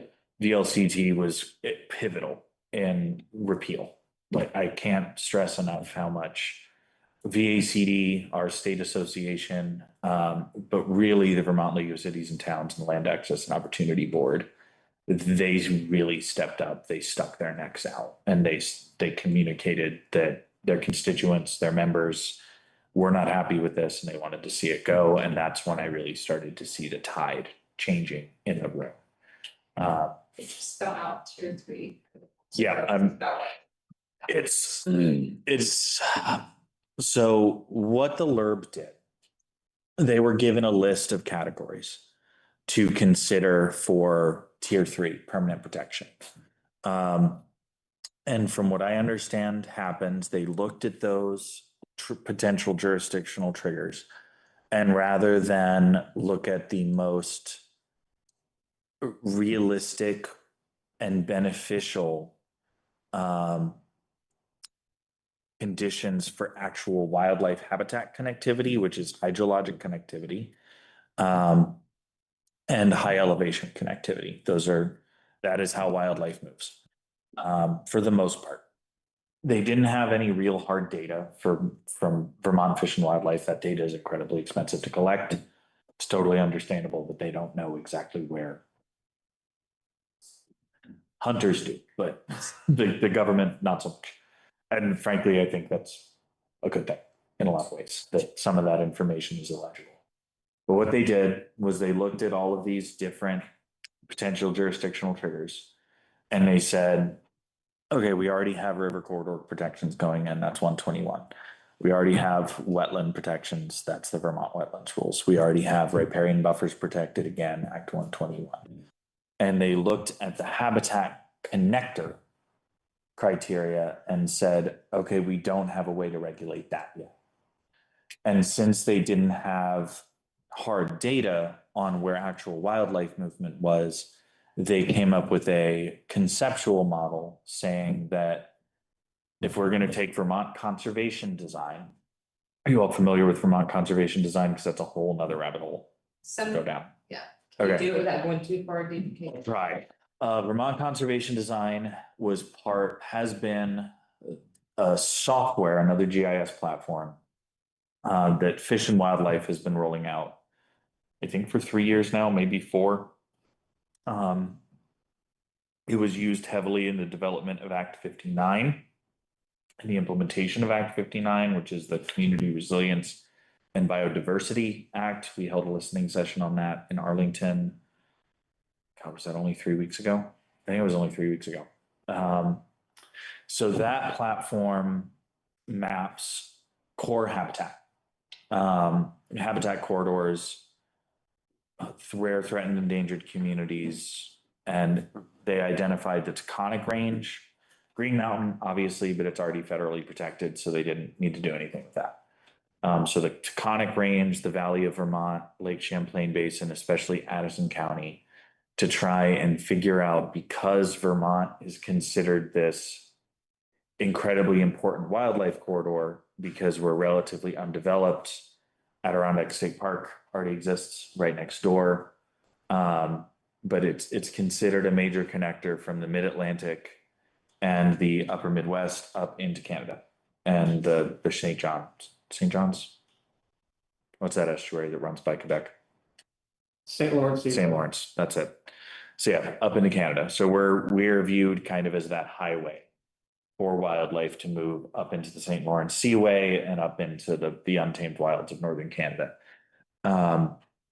So Vermont conservation design is the platform being utilized to make decisions around things like Act 181, Act 59, Act 121. So it's another mapping tool that a lot of people, myself included, advocated for those layers to just be added to the Vermont A&R Atlas so people could see all of them at once instead of siloing them off into different things. And unless there's more questions about Vermont conservation design, I'm going to pivot back to tier 3. So the novel theory that was utilized by the Land Use Review Board and really by Fish and Wildlife, because they were the ones setting the criteria for the LURB to enforce and map, was if we look at the map and it's an area along a major roadway that is connecting to habitat blocks is heavily forested, over 80% forested. We're going to consider that a habitat connector. So there are instances, and I'm happy to pause for questions after I get this out. There are instances that I have seen, I spent a lot of time on the tier 3 maps, where you'll see small lot, grand list value, $30,000 to $60,000 for the trailer on it. Same. Big 120 acre lot, grand list value 1.5 million. The guy has the money to mow the lawn and not let it go up into forest. Tier 3 goes right around him. So it'll be tier 3 along all these forested parcels, along town highways, town roads. It'll skip over because the criteria say it has to be along the roadway, it has to be forested 800 feet off the road. So you'll have wealthier people who can afford landscapers. It'll jump over their property. That won't be designated tier 3, and it'll start right over on the other It side. actually encourages them. It actually encourages, in a way, it encourages bad stewardship. Because we've been in this state encouraging people to let their property reforest for 50 years now, probably closer to 60 years. Going all the way back into the mid to early 1960s to today, when like Ken Leach up in Rupert has shown me pictures that you can see his grandfather's cows silhouetted on the ridge line of the Green Mountains, 10 miles away. Since then, private landowners, public landowners in this state have done the incredible, expensive work of starting to heal Vermont's ecosystems. Well, that same thing that you just talked about actually does another thing, which is even worse. Now it makes it a class thing. Yep. Class 3 is for the lower class. Not having class 3 is for the upper class. That is a big part of why we have spent so many resources testifying, convening, and communicating the criticisms of our constituency to the legislature, because we feel that way as well. That it's really unfortunate, because we're already seeing, like, I've had dozens of site visits cancel. People are talking about clear cutting their properties, building really ill-advised roads, just Just to build it because. to build them, because they don't know. It's injected a lot of uncertainty, and I do feel as though the tone and tenor of the conversation in the early days of this debate, resurfacing, because there was a debate at the time, has set the cause of ecological restoration and conservation back 50 years in this state. And that's, to me, the worst part about all of this, because it got fought back. There's this really powerful grassroots movement that emerged out of all of this. But it unfortunately has turned a lot of people off to working with organizations like ours that had nothing to do with this. We fought it tooth and nail the whole time. We stand by our residents and believe they do good work, often better work than state agencies are able to do. And it's broken the trust in a way that I don't think is going to be repaired anytime soon.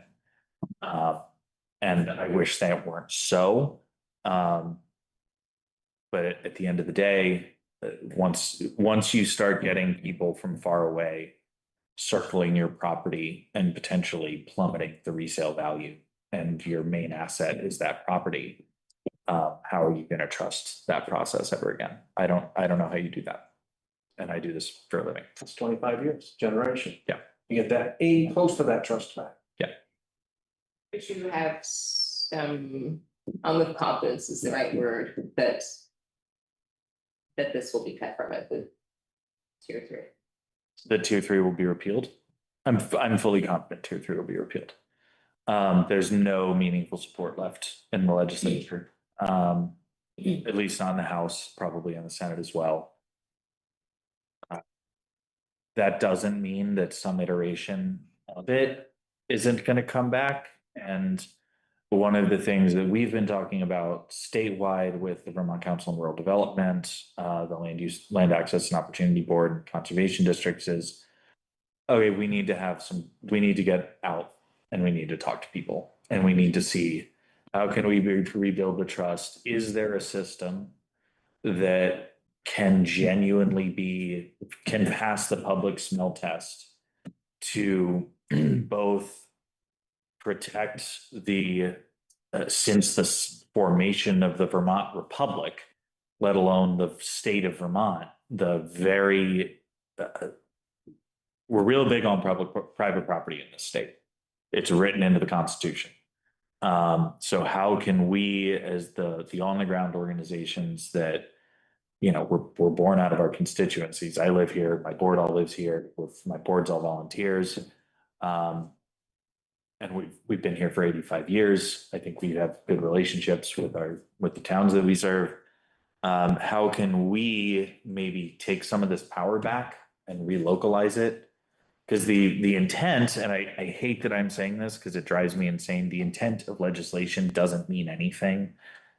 How it actually impacts people on the ground is what means something. And using we intended to do this, but it did something else excuse drives me up a wall because it's usually hundreds of hours of unbillable, like very limited resource organization here. We spend hundreds of hours dealing with these mess ups. How can we relocalize this? Because the original intent of 181 was actually to remove Act 250 jurisdiction for the first time since its inception. How can we start rolling back Act 250 in recognition of the fact that we've gone from 8 towns in the entire state having municipal zoning to, I think we're at 87% of all towns in the state having municipal zoning. So how can we start giving that power back to communities? They started really small with these tier 1A areas and then didn't define very well what the tier 3 areas were, and it ended up being more Act 250 jurisdiction in the poorest towns that could least afford to actually comply with those Act 250 jurisdictions. One of the things that bothers me, maybe more than, well, there's a couple things. One of the things that bothers me is with sort of all of it, whether no matter which tier you choose, right, 1, 2, or 3, not anyone being 2 or 3, you have potentially taken away 100% of your local control. Okay, so why does the town have a planning commission? Why does the town have a development review board? Why does the town have a zoning administrator? Because the land use regulation board is going to override or potentially, right, override whatever goes on. So I don't want to be telling somebody in Ferrisburg how to handle what's going on in their town. I don't know Ferrisburg. Right? The same as I don't want somebody from Ferrisburg, I'm just using that as an example, right, telling me or anybody else down here how to do things with their property. That to me, this is what Vermont is. To me, this is what should happen in every town. Now, I do understand too that you need some oversight because years ago, you had a lot of different things that potentially happened or did happen. Mhm. And potentially could in a development or whatever, right? Because there was just things just didn't get done the way they should. I mean, it's not beat around the bush. So you do need some oversight for certain things, and I totally agree with that. But when you come in and tell somebody they can't build an 800 or 850-foot logging road and get into their property to log their to cut their firewood, to heat their house, or whatever, I got a problem with that. Yeah. It's just me, you know, and you do too. Here's the worst part, Mark. Here's the worst part. It's not telling you that you can't build it.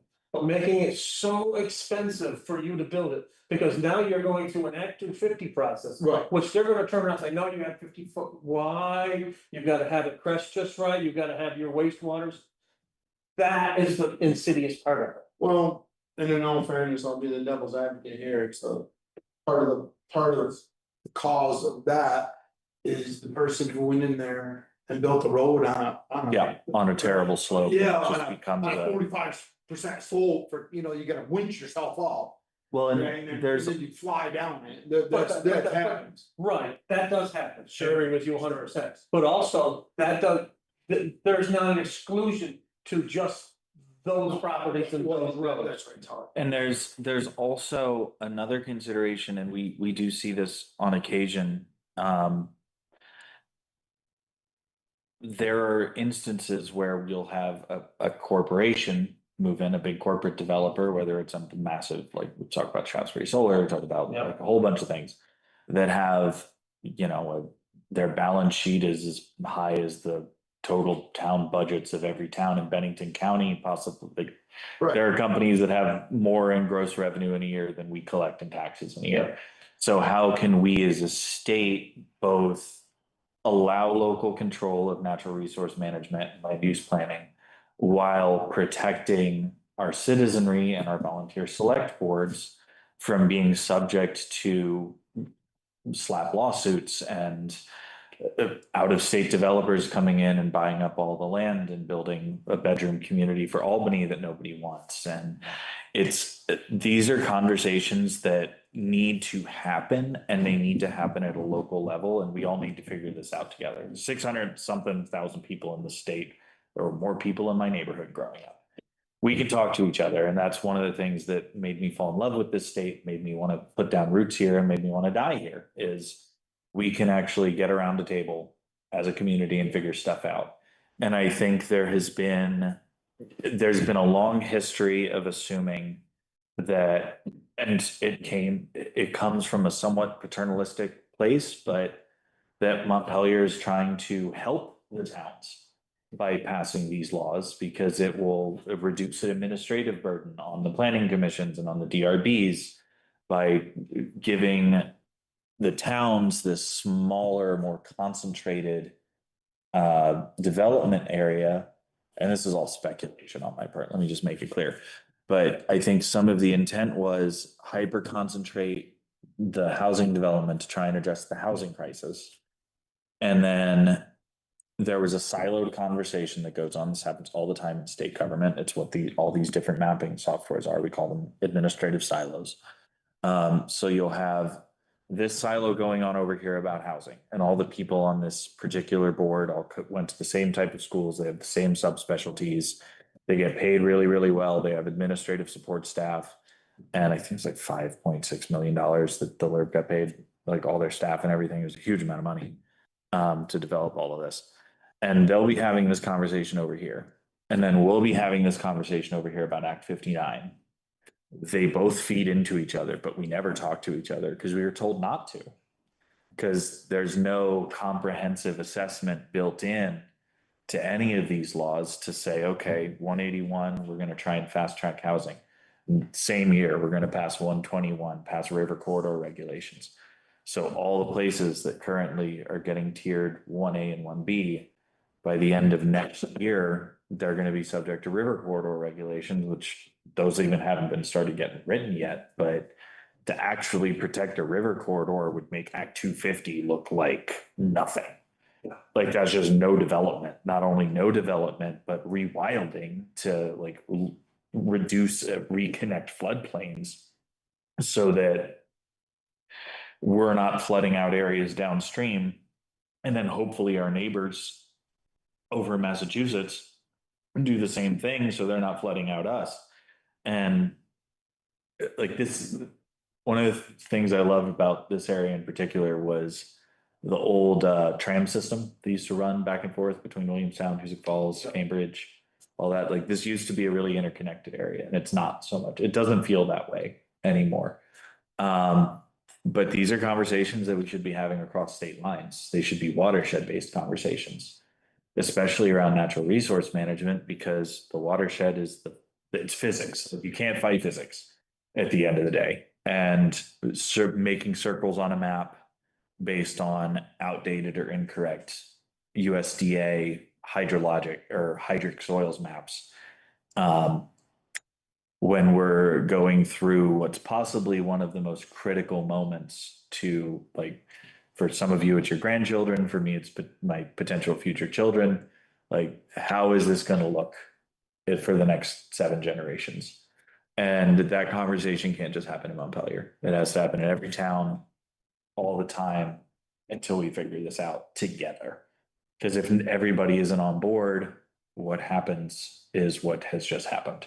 We waste an entire year, an entire legislative session, arguing about a couple words in a statute when we could have been out doing what me and Nate are going to be talking about in a minute, and actually restoring ecosystems, building banks back up, and working together to solve our collective problems.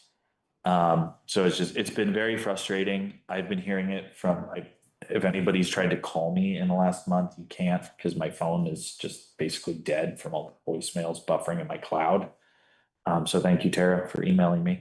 But yeah, I do think the worst, my honest assessment is I think the worst for Act 181 is going to be repealed. I think that we're going to have to all work really hard, select boards, planning commissions, DRBs, conservation districts, conservation commissions, to make sure that we're getting our fair share of the grant funding, because historically that has not been Bennington County's forte. Getting our fair share, we're like 6% of the state's population, about 6.5% of the state's tax base. But for clean water funding, I think we've received 0.0007% of the clean water fund since it was initially formed in 2016. I've been trying to fix that. A lot of people have been trying to fix that. We're starting to turn the corner there. But we're just gonna have to all pull on the same oar for a little while. Quick question, please. Short as you, will the change in the tier 3 affect the timetable of the BCR mapping? Well, no, I don't think so. I would actually refer that to a regional commission staffer. Okay, Regional that's fine. I just commissioners, was wondering, that's all. yeah, regional commissioners we're not really involved in the day-to-day at all. Okay, But since the regional commissions were only dealing with the tier 1A and B, didn't touch tier 3 at all. okay. I don't All think right, that's gonna be thank changed. you. We have any more questions? I know it's, I apologize to anyone watching and listening, and or future people who are gonna watch, listen, but I felt this was an incredibly important thing for our town and our residents to, if they weren't already aware of it, be made aware of it. And I also think it's an incredibly important thing for this board to know and have the knowledge about what's going on. And then make a decision on how we feel. I mean, select board meetings are gonna run late sometimes because we're trying to make the best decisions for our neighbors. And so we really appreciate all of your time. I was up in Win Hall until 11 o'clock on Tuesday. Yeah. So I'm fine. I read that. Yeah. I think are you on that, but. And that's in there go, no. So. Does the board have any more questions? You're doing a great job on You did. giving us kind of the grassroots of what's going on and back. And I'd really encourage y'all that, look, if we might need to change venues, but we're gonna try our best to do a really comprehensive overview of not just Act 181, but all of the major regulatory land use changes that have passed since 2020. So there's been a lot of them. I'm gonna do my best. We have a limited staff and we're not funded to do it. But we're gonna try and, for those of you that have been to listening sessions, really more visioning sessions with me in the past, we've gotten pretty good at it. And the legislature is listening right now. So if people in this area have a vision for what you want land use regulation to look like, now is the time to come and say your piece, and we'll fight for it. You're talking about May 19th. May 19th. Yeah, May 19th, and we've got 6 scheduled around the county Yes. out. Yeah, You guys keep saying May 19th, which I understand that we need more sessions, but isn't our deadline on April 30th? To give for public comment. public comment? Yep. We're not talking to the LURB, we're talking to the legislature. Well, I understand, that, but I have a What's question. the board's pleasure on this? Act 181? Your opinion? I have another question. Have you done any training as zoning for this specific? No, I haven't done any training, but I mean, I know you're listening. I've been educating myself on Act 181 as much as time allows, which Okay. there's an incredible, like old times, an incredible amount of information here. Oh, I Well, think the it, tier, so I'll be honest, Julie, it's a good question. 1A and 1B, I haven't spent a whole bunch of time on that because that's our village areas, and that to me is where our development should be, to a certain degree, right? Our houses and, through our village and our commercial districts. But our outlying areas, when they come in and they wanna control. Like I said, when they wanna come in and control everything that goes on, one of our, so, well. That's why we're here. That's why we're here. So I mean, honestly, that's, yeah, well, I guess probably I don't want farms to go either, because I have a vested interest there, so. I think what we could do then is consider whether or not as a select board, we want to produce a statement, sent to the legislature. And work on that, or what are you seeing, Michael, that's more effective coming out of towns right now?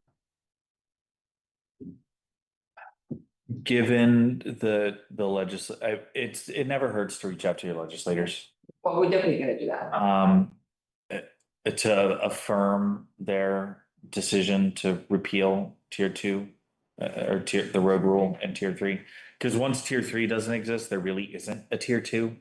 It's just, as long as the road rule's gone, tier 2 we just have tier 1A and B, and we can call it something else now. What I would really strongly recommend is before the public comment deadline, because this one is important. We're talking about something else on the 19th. Is decide whether your 1A and B areas are large enough to accommodate real growth. Like, do you want to have a 5 to 7 to 10 story apartment complex in Pownal that has 50 housing units in it? Or do you want, have the planning commission and probably you all meet and figure out, do we need to do a rapid fire update of the town plan? Do these areas need to be bigger? And re-engage with the regional commission. Nick Zayak is these are good people. I have no qualms with the individual people involved in this. But reach back out to the regional commission, review whether your tier 1A and B areas are appropriately cited in relation to floodplains, in relation to river corridors, and in relation to the character of the town, and whether you want to expand or move those areas. And that you need to do that quickly. You need to do that very quickly. I'd say email Nick tomorrow and try and set up a talk. Well, I think there's a couple of things that are gonna happen. Pownal's a little bit unique, right? The river corridor is. Right now, this river corridor is in our village commercial district. But the river corridor act is not gonna allow development down to the river corridor. As far as we know, we have no idea, but most likely, yes. So based on knowledge that we have available to us now. So. Which leaves us with our tier 1A, 1B zones areas would be the Route 7 corridor. Right, and there's not a significant. There's not a significant amount of acreage in the 1A and 1B areas. Given the topography of the way the town's laid out, that you could expand that. Yeah. Right, I mean, you know, it's just.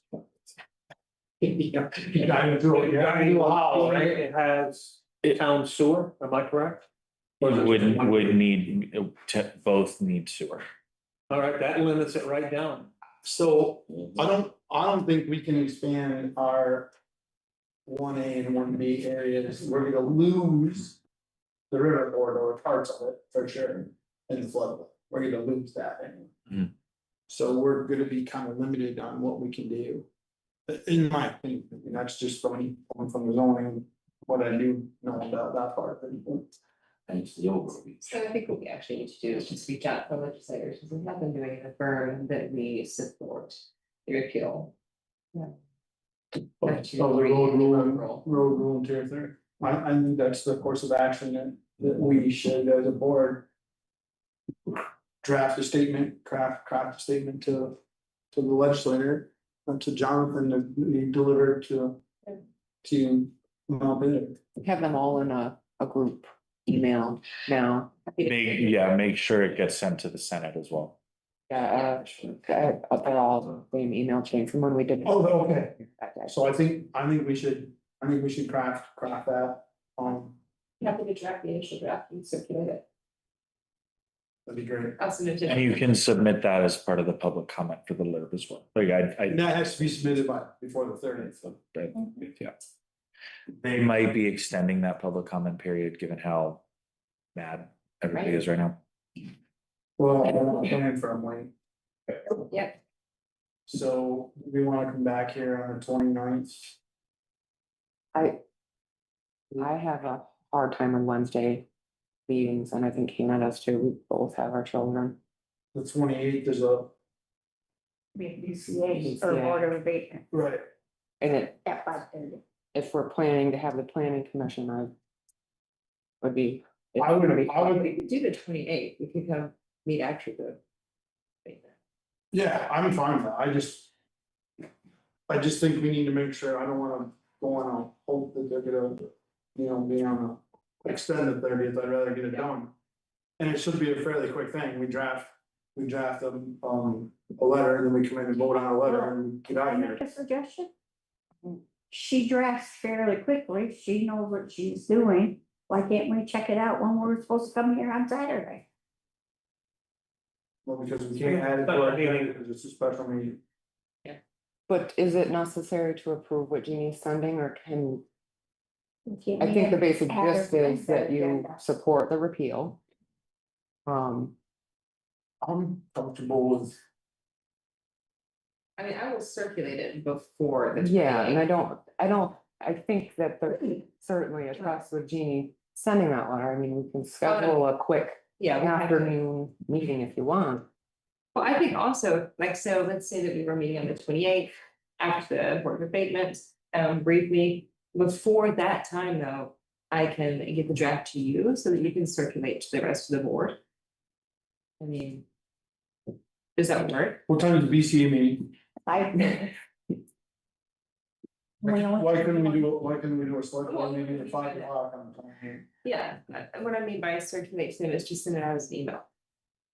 So people can read it before we get to. Oh, yeah, definitely. That's. Yeah. Why can't we do it at 5 o'clock on? Week. Trouble. Gonna be here anyways. Yeah. 5 o'clock on the 28th, special board meeting just for that letter, Tara, please. Great. Michael, thank you. I think Michael wants to get on to the next step. Well, and I'm seeing Cat TV on there. I really hope I don't end up getting my budget cut and fired over this.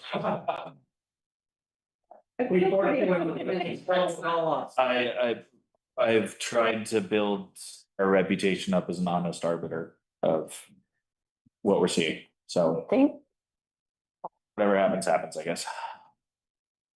All right, well, I'll try and save Michael's voice as much as possible and Please. make this as quick as possible. The Conservation Commission identified a spot along Hoosick Bend Trail where there was a landslide that happened, I think last year. And so we put up some snow fencing, but now we would like to work with the BCCD to do some additional mitigation work to try and help prevent that from getting any worse. So Michael has worked with some really great volunteers to harvest some willow. So we have 3 species that we'll be planting, and we have a 2-phase plan. Phase 1, we have red maple, red osier dogwood, and white willow that my team and I have propagated from mostly my farm up in Arlington. We have 300 white willow, 400 red osier dogwood. We're not going to use them all for this project. And a more limited number of red maple. What we would like to do is give those clones another maybe 2 or 3 weeks to finish rooting out in our air pruning beds up in our nursery at the Vermont Veterans Home, and then go out with a team of our volunteers and dibble bar them into the bank. See how those do for this summer. Whether they take or not is going to be dependent entirely on precipitation. If they don't take, we'll know within a few weeks. They'll die or they won't. And then we'll apply for a Trees for Streams grant. Sorry, been talking way too long today. Through the Natural Resources Conservation Council, which is our oversight agency, and use what are called flashines. Those are woven bundles of live willow staked in with live willow stakes that are much more aggressive. You backfill on top of them a little bit, and then you get multiple layers of contoured willow hedge growing directly into the bank. And I have yet to see a flashine fail. So stage 1, ragtag group of volunteers goes around, clips some free clones. We shove them in the bank, hope that works. Well, we should know by midsummer whether that planting has been successful or not. If it isn't, then we have a backup plan to. And so the action item is really just like BCCD, in order to run this volunteer event on town land, just needs permission of the landowner, which is the town of Pownal, to go ahead with that. Board's decision. I would like to make a motion that we give BCCD, Bennington County. BCCD, Bennington Conservation District, permission to put in record tree plantings to keep the bank from coming down. Along with our conservation commission. Along with our conservation. Yeah, we'll be lead, so we'll have the liability will be on our volunteer waiver, not the town's. I'll second that motion. Any more discussion? All those in favor? Thank you guys, appreciate it. Thank you for that. Absolutely. Thanks, Michael. Thank you. Parks and Rec expenditure request for signage, discussion possible action. We'll make this one really quick too. Hopefully, we circulated around some information. So unless you guys want me to read this paper on a statement. I have one question. Yeah. I'll wait till the end. Well, I mean, if you guys all read it, go ahead, yeah. I had was on the parking on County Road. Yeah. I don't want to end up with a problem with the landowner that's there. Yep. Okay. Well, yeah. So I talked with Joel about this, and our hope is that by putting up a sign that designates a specific area for parking, kind of in that cutout in the interconnection between County Road and the power lines there, which my understanding is that the town owns. Well, there's already a little kiosk there, and that's a place where people are already trailing up their snowmobiles to use. So we just want to put up a sign basically that says this is where we want you to park, which hopefully will help mitigate people parking elsewhere on private land where we don't want people parking. So we have a spot up there that juts in that the town owns. Well, yeah. So Joel and I talked about this the other day. My understanding, yeah, it's like on the left side of County Road. If you're heading out, there's a gate across that that I assume Green Mountain Power uses to access the power lines there. And what Joel told me was that sort of clearing there is town land.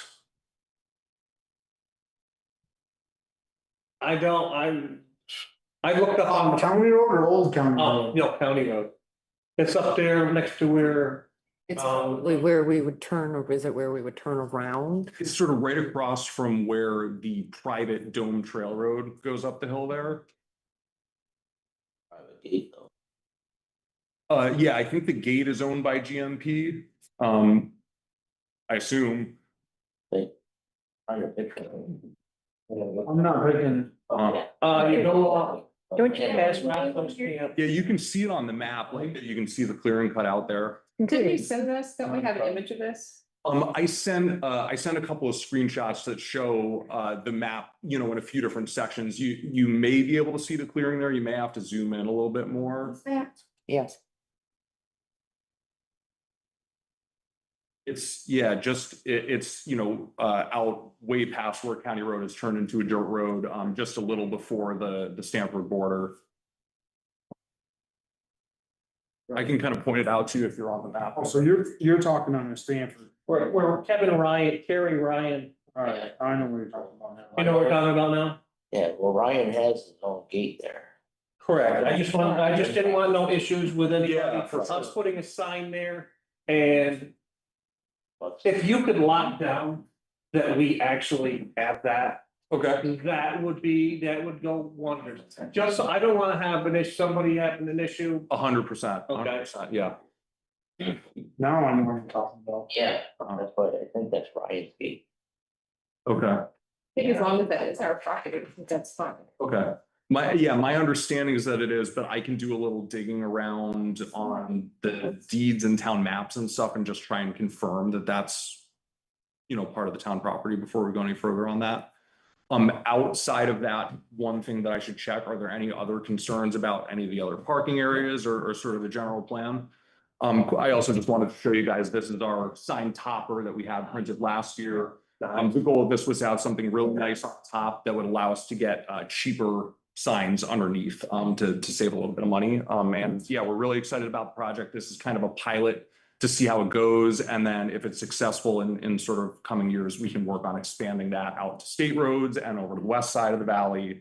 And yeah, we're really excited about it. The reason I'm coming to you is because this is going to cost just south of $2,000. So we just need approval from the select board to spend that much money in one shot on a project like this. You have that in your budget. Yes. Parks and Rec budget. We do. And I would move that we allow this expenditure for the signs that you're requesting from Parks and Recs. $2,000. Second that. I'd like to just add the county road, we making an amendment, you need it, as long as the county road property is owned by the town. Right. If it's not, we can forego putting a sign there and just do all the other signs. Yeah. Please want that in the motion. Definitely, And definitely I will understood. move, yeah, I will amend the motion to indicate that the only potential exception is ensuring that one particular area is owned by the county, and if so, we'll have to put the signage up, if not, abstain. Great. And yeah, we've worked with the road crew. We've talked with all of the stakeholders that run all the different trails and everything, and everybody's. You second the amended motion, okay. Was it Any right? discussion? Brady? Who was the How's that? property owner? That would be on the, What's his name? my father's got my hearing aid, so. What county is Probably that, Yeah, but I wanna know where, Ryan, you said. Ryan. I believe that gate he's referring to. It's Kerry Ryan, yes. I'll look in the morning. Yeah, Julie, I'll send you an email or something. We can talk and figure it out. Cool. Thank you. Motion and a second, any more discussion? All those in favor? Thank you. Appreciate it. Updates from town officials. We have a few. I'll try to be quick. First, Nicole Prouty has unfortunately resigned from the DRB. She was an alternate on the DRB. Secondly, we have an excess weight permit.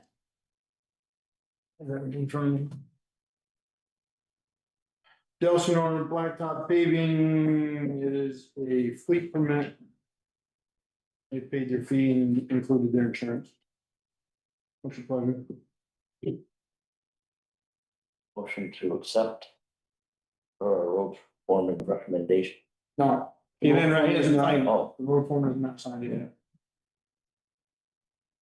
He did give approval, he said sign it. Okay, that's helpful, thank you. Then I'll. so he did recommend it, that's how I interpreted that, even though he didn't sign it. I'll second that motion. Okay, yeah, you're right, Jim. Have a motion, have a second, all those in favor? And lastly, the Dollar General has applied for a second class and a tobacco license. Motion to grant Dollar General second class tobacco license. I'll second that. All those in favor? Gravel crushing bid, discussion and possible action, everybody read Joel's letter, Yes. what's your pleasure? I would move to, yeah, where to go with?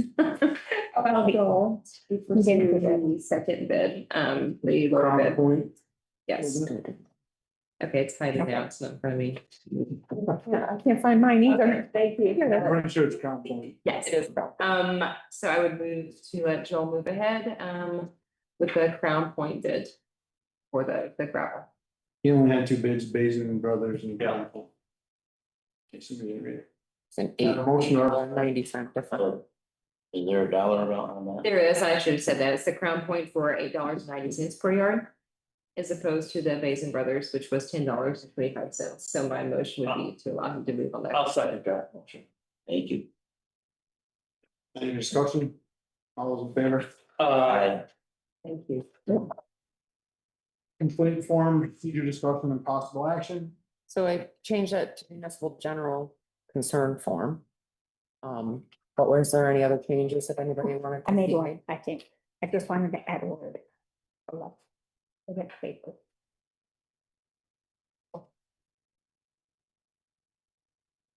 Maybe it's not on that one, it's on this one.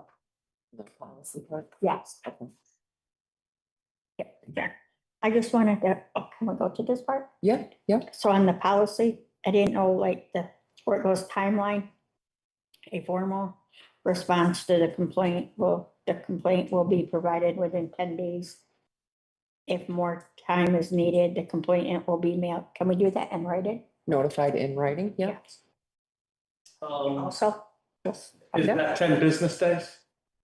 It does say 10 business days, yep. So we can just email that. Yeah.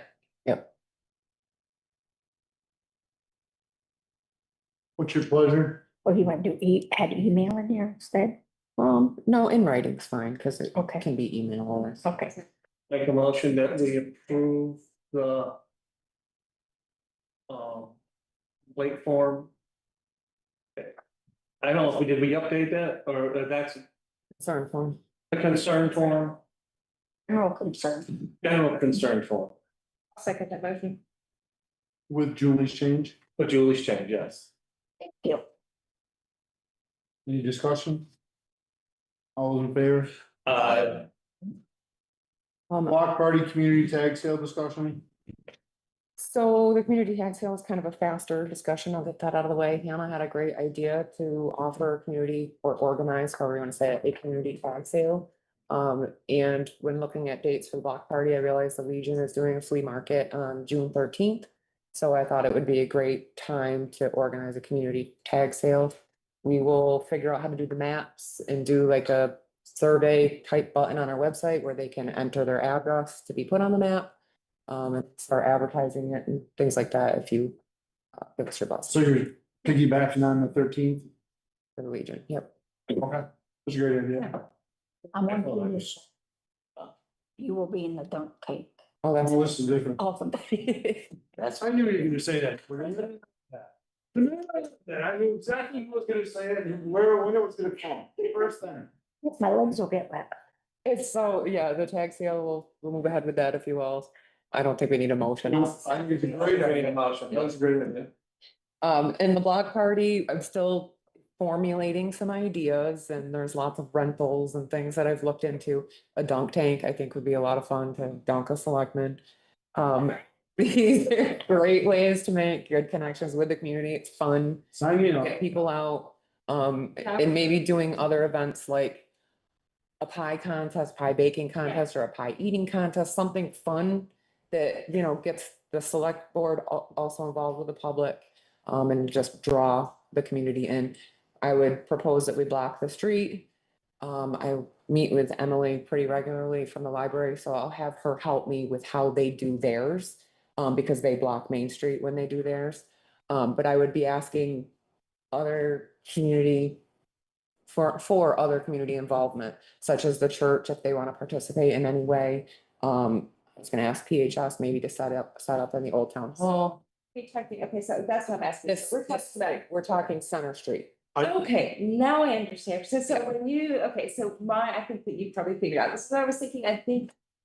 Initially you were proposing down near the library was, and my immediate thought was like, why would we not have it here? No, here. No, This library does do That's- theirs down there. That's where you get the information from. None of my other concerns that that makes perfect sense to me. Okay. Have the church open if they want. Yes, and we'll absolutely invite other churches to participate as well, or vendors, food trucks. Really, Yeah. just this is our first one, but I'm hoping that we can make it. Well, this church used to Really? be a huge pie sale, so maybe Yeah, they it would got be- back up. It would be something comparable to what used to happen, and some new things too. They expand on it. I Yeah. strongly support that. I think it's a great idea. So the 20th is, June 20th is the date that doesn't conflict with other things. June 20th. Yep. Originally was going to do the 13th, and then I found the Legion, in which I'm really thankful I realized, because I don't want to conflict with. No, I think it was. June 20th. Yep, June 20th. What time are you thinking from what to what? I'm thinking afternoon. I Yeah, would love some help on timing. We want to do like 1 to 4, 1 to 5. we could go a little way. I mean, it's gonna be so nice to see the skate park. If we have, I don't know, if they do have fun food trucks and maybe some Yep. grilling, we could even, it could go from late afternoon to early dinner. Okay, yeah, 1 to 6. okay. We. How long do I have to sit in the dunk tank for? I'll be Take wrong. turns. Maybe At first, so I can't do that. I'm a. And we did apply for $500 mini grant, but the select board also has 1,700 in their expense line still, so I'll come back with a proposal once I know if we're gonna get the grant or not. Nice. Maybe, we could talk about the time later. 1 to 6 or 2 to 6. Yeah, two's not bad either. Just give her a blessing to move forward. Yep, yeah. Bring it back and stuff, which we. Yeah. Monetary discussion. Like. Town office security discussion. So this is just a general discussion I wanted to have for ideas. We are getting ready to pave soon, and we're gonna have a little bit of ARPA money left over that can help us sort of install things that we've been talking about over time. Recently, there was an incident at Shaftesbury Town Hall, and I don't know all the details, but when I was reading about it, it said that they were able to lock him out, and I thought to myself, can we do that? We can't without going outside.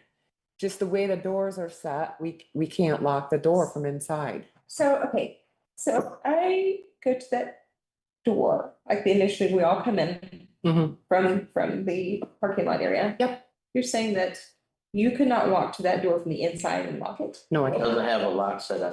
A second door with the glass, we can, but then you still have the glass in the door to see through, and you have the window there, and that door is not secure. No, well, we definitely need to have a lock on the door. Inside, I mean, that just feels like common sense to me. You need to be able to. So. Hold on, let me look. Sorry. So there's that. There's also the fact that you can see into the building through any window in the front. I don't want to be closing shades all the time, but it would be nice to have that option if an emergency were to happen. And I don't want to go, we don't have much security now, and it's always, this is Pownal, which I don't want to change that completely. I like the open door atmosphere that we have Yeah. here. But I also want to acknowledge the fact that something bad could happen at any point, and we're not prepared for I mean, it. yeah, I don't like there's a kind of a 2-step solution. One was to have something like one of the doors on the inside, the top opens and you only let people in. That feels to me like I do like the way that people have access. That's one of the things people love. I also want to make sure that our town staff is safe. Yep. So if we had blinds up, which you could quickly draw if you needed to, and a lock, for God's sake, on the door, does that feel sufficient to you? So, Can you, go ahead, Jim, Simon. so I wanna like, I just got a grant application for Homeland Security for election. And I was talking to Tara because we can do it for security because we are the polling place, so I can help. You know, and she said she would help me, so we could get like the cameras and, you know. My suggestion was gonna be to, I think it's a great idea to, so that we can ensure that our staff is in here safely. Okay, that's for sure. I think come back with some, I think if there's a possibility for a grant, we can apply for the grant, we can piggyback on. But, you know, I think if we come back with some ideas, you know, the lock is one thing on the door, but.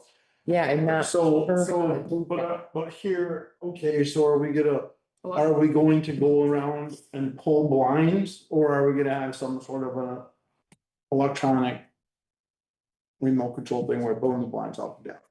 Because if we have a staff member. Stand in front of the window when there's. That's right. No, you know, I mean, Those are the questions to ask. And that's why I want you to talk about this with us, because I don't want to make the decision. Those doors are the push bar doors. I'm not sure with fire codes what we can put on them for a lock, or if we need a new door. I guess I'll have to just kind of research that out a little bit. What that'll Or you look. put an additional lock on so that if you have the push to get out, but let's say there is an incident. You can go through and go click and lock it. I think there's. It looks like it has a key spot on it. The one out there doesn't. I feel like the one out there doesn't have that. Well, what that spot is so you can push in and you turn the piece. They're like a Unlock. wrench or Oh, something. it leaves it unlocked. It leaves it unlocked. Okay. Released in. Okay. We'll have to look up, fire code for municipality. Can you help me with that? Cause that is a challenge for me. Why don't you bring, Say why the door locks. don't you bring the fire marshal's office in here and Yeah, ask the it's a great question idea. instead of trying to look up a statute, they'll come in here and they'll tell you what you can and can't do. Do that too. That's a good idea. They'll tell you what you can and can't do. Okay. And, you know, there's no speculation, if yes, you can, no, you can't. Or you That's a good idea. can email, at DeRosa, the correct question as far as. And then come down here and look at it, that's what I would do. Yeah, that's a good idea. Old business, Oh, Did you all want me to read the VLCT feedback on quorum? oh, yes. yes, please. Okay, from Sue Senning, the staff attorney at the LCT. I asked her the question regarding select board members congregating at the town hall, discussing things other than town business such as election.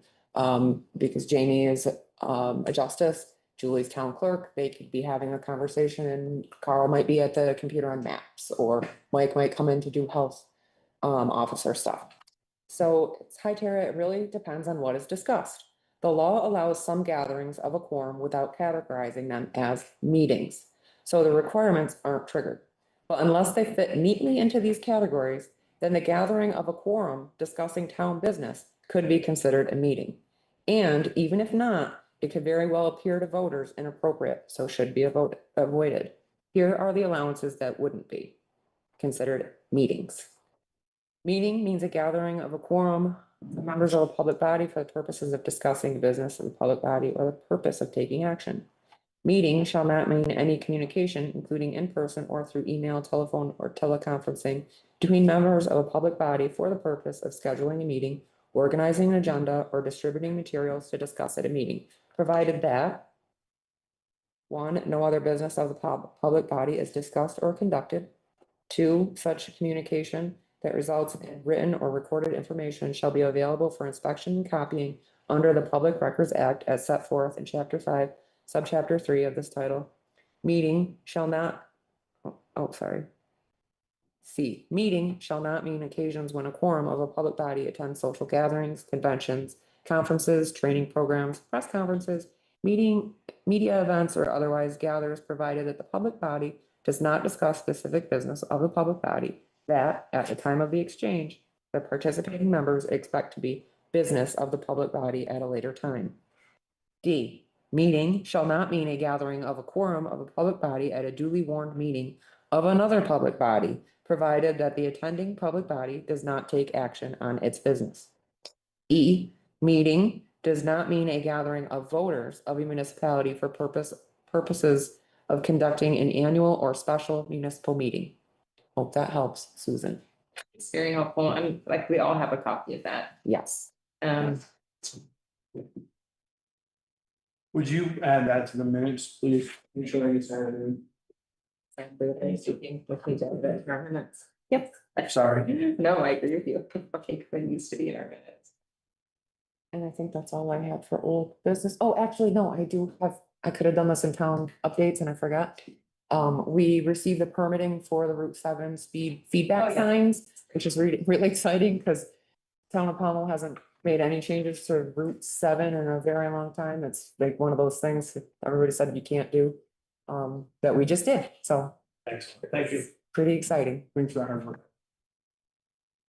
Joel and the highway department will be installing those. And I, Great. you know what, I wanna thank. Is it David Palmer who started that? Yes, it was. So I'd like to thank David Palmer. Yeah. A resident in Puddingstone for spearheading that and getting that ball rolled. That's. Well, David, that was a big concern, so thank you for that, David. Okay. No more old business? New business for future meetings. I have one. Can we meet with the animal control officer? I know Jamie and Bob haven't met yet to take care of that issue, but since our new addition this week, I felt to hold some of that Sure. stuff, Absolutely. so we don't have the stuff. And the other thing, Carl shared a bunch of tax option paperwork, and I can tell you, I have not a. It's just there, guys to peruse it. Take a look at it. Yeah, and if you want me to bring that back to a future meeting for more discussion. But I think everybody should kind of, at least, because it's gonna, if it doesn't come up here, it'll come up in another town. Just familiar yourself with it, that's all. Discuss that. Years ago. Yeah, I'd like to bring it to a future meeting. yeah. I think it's not a bad idea. I know, I looked at it, but I didn't understand it. yeah, that's why I think we need a meeting on it.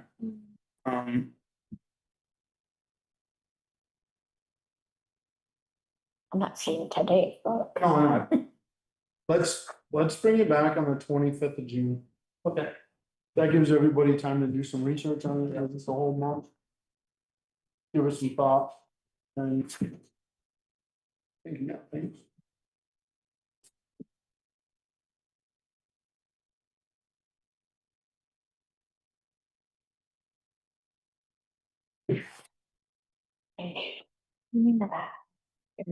Okay, no more new business? It's not a request of this board, but I wish Nate was still here, because I would ask Nate to do this. They have because we have a large part of our forest that are ineligible for logging. But we have a forestry management plan on it. I was wondering if he could look into options on carbon. Tax credits. Well, carbon tax credit. We don't protect though. No, we don't pay tax, but we can get paid by another entity for us not logging the forest land that we're not gonna log anyways. And I was looking at it, probably around $8,000 a year. I'll send that question to Nate and Okay. Tessa might have some good feedback. Yeah.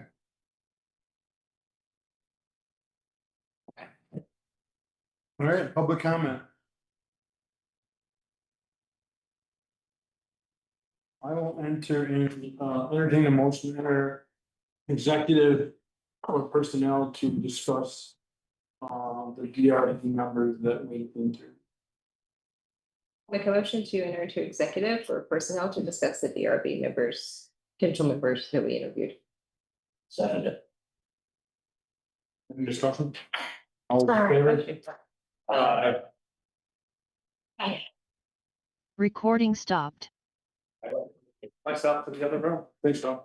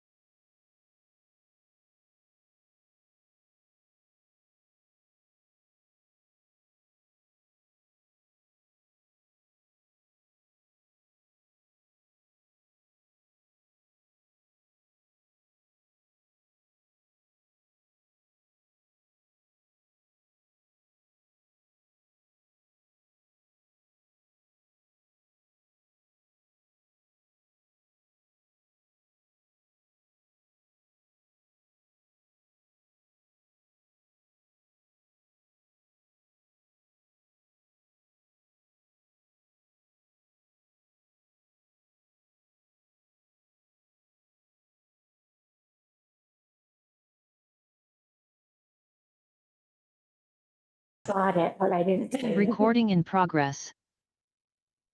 I move that we come out of executive session for personal discussion regarding DRB members. Can someone grab Carl, please? Can I second? Can I second. All those in favor? I forget, I No, can, Julie, after. I forget I can do that, because I'm not. You can make motions. No, but I just, still don't like doing that. I'm not learned that yet. Okay. So the board has made its decision on DRB. As Leonard Cody and Carl Stomar as the members to fill the expired seats. And Jim Boutin and Wendy Leffel as the alternates. Moving forward. Appointed positions, discussion and possible action. Well, you just did that. Yeah. Said that. What's on the down? What about, we put it on there because We do. you had to come out. We did that. Yeah. I don't understand. the motion to adjourn. I'll second that. I'll make it or second it, whatever. I'll move to adjourn this meeting. I have a motion, I have a second. All those in favor? Uh, I Thank you.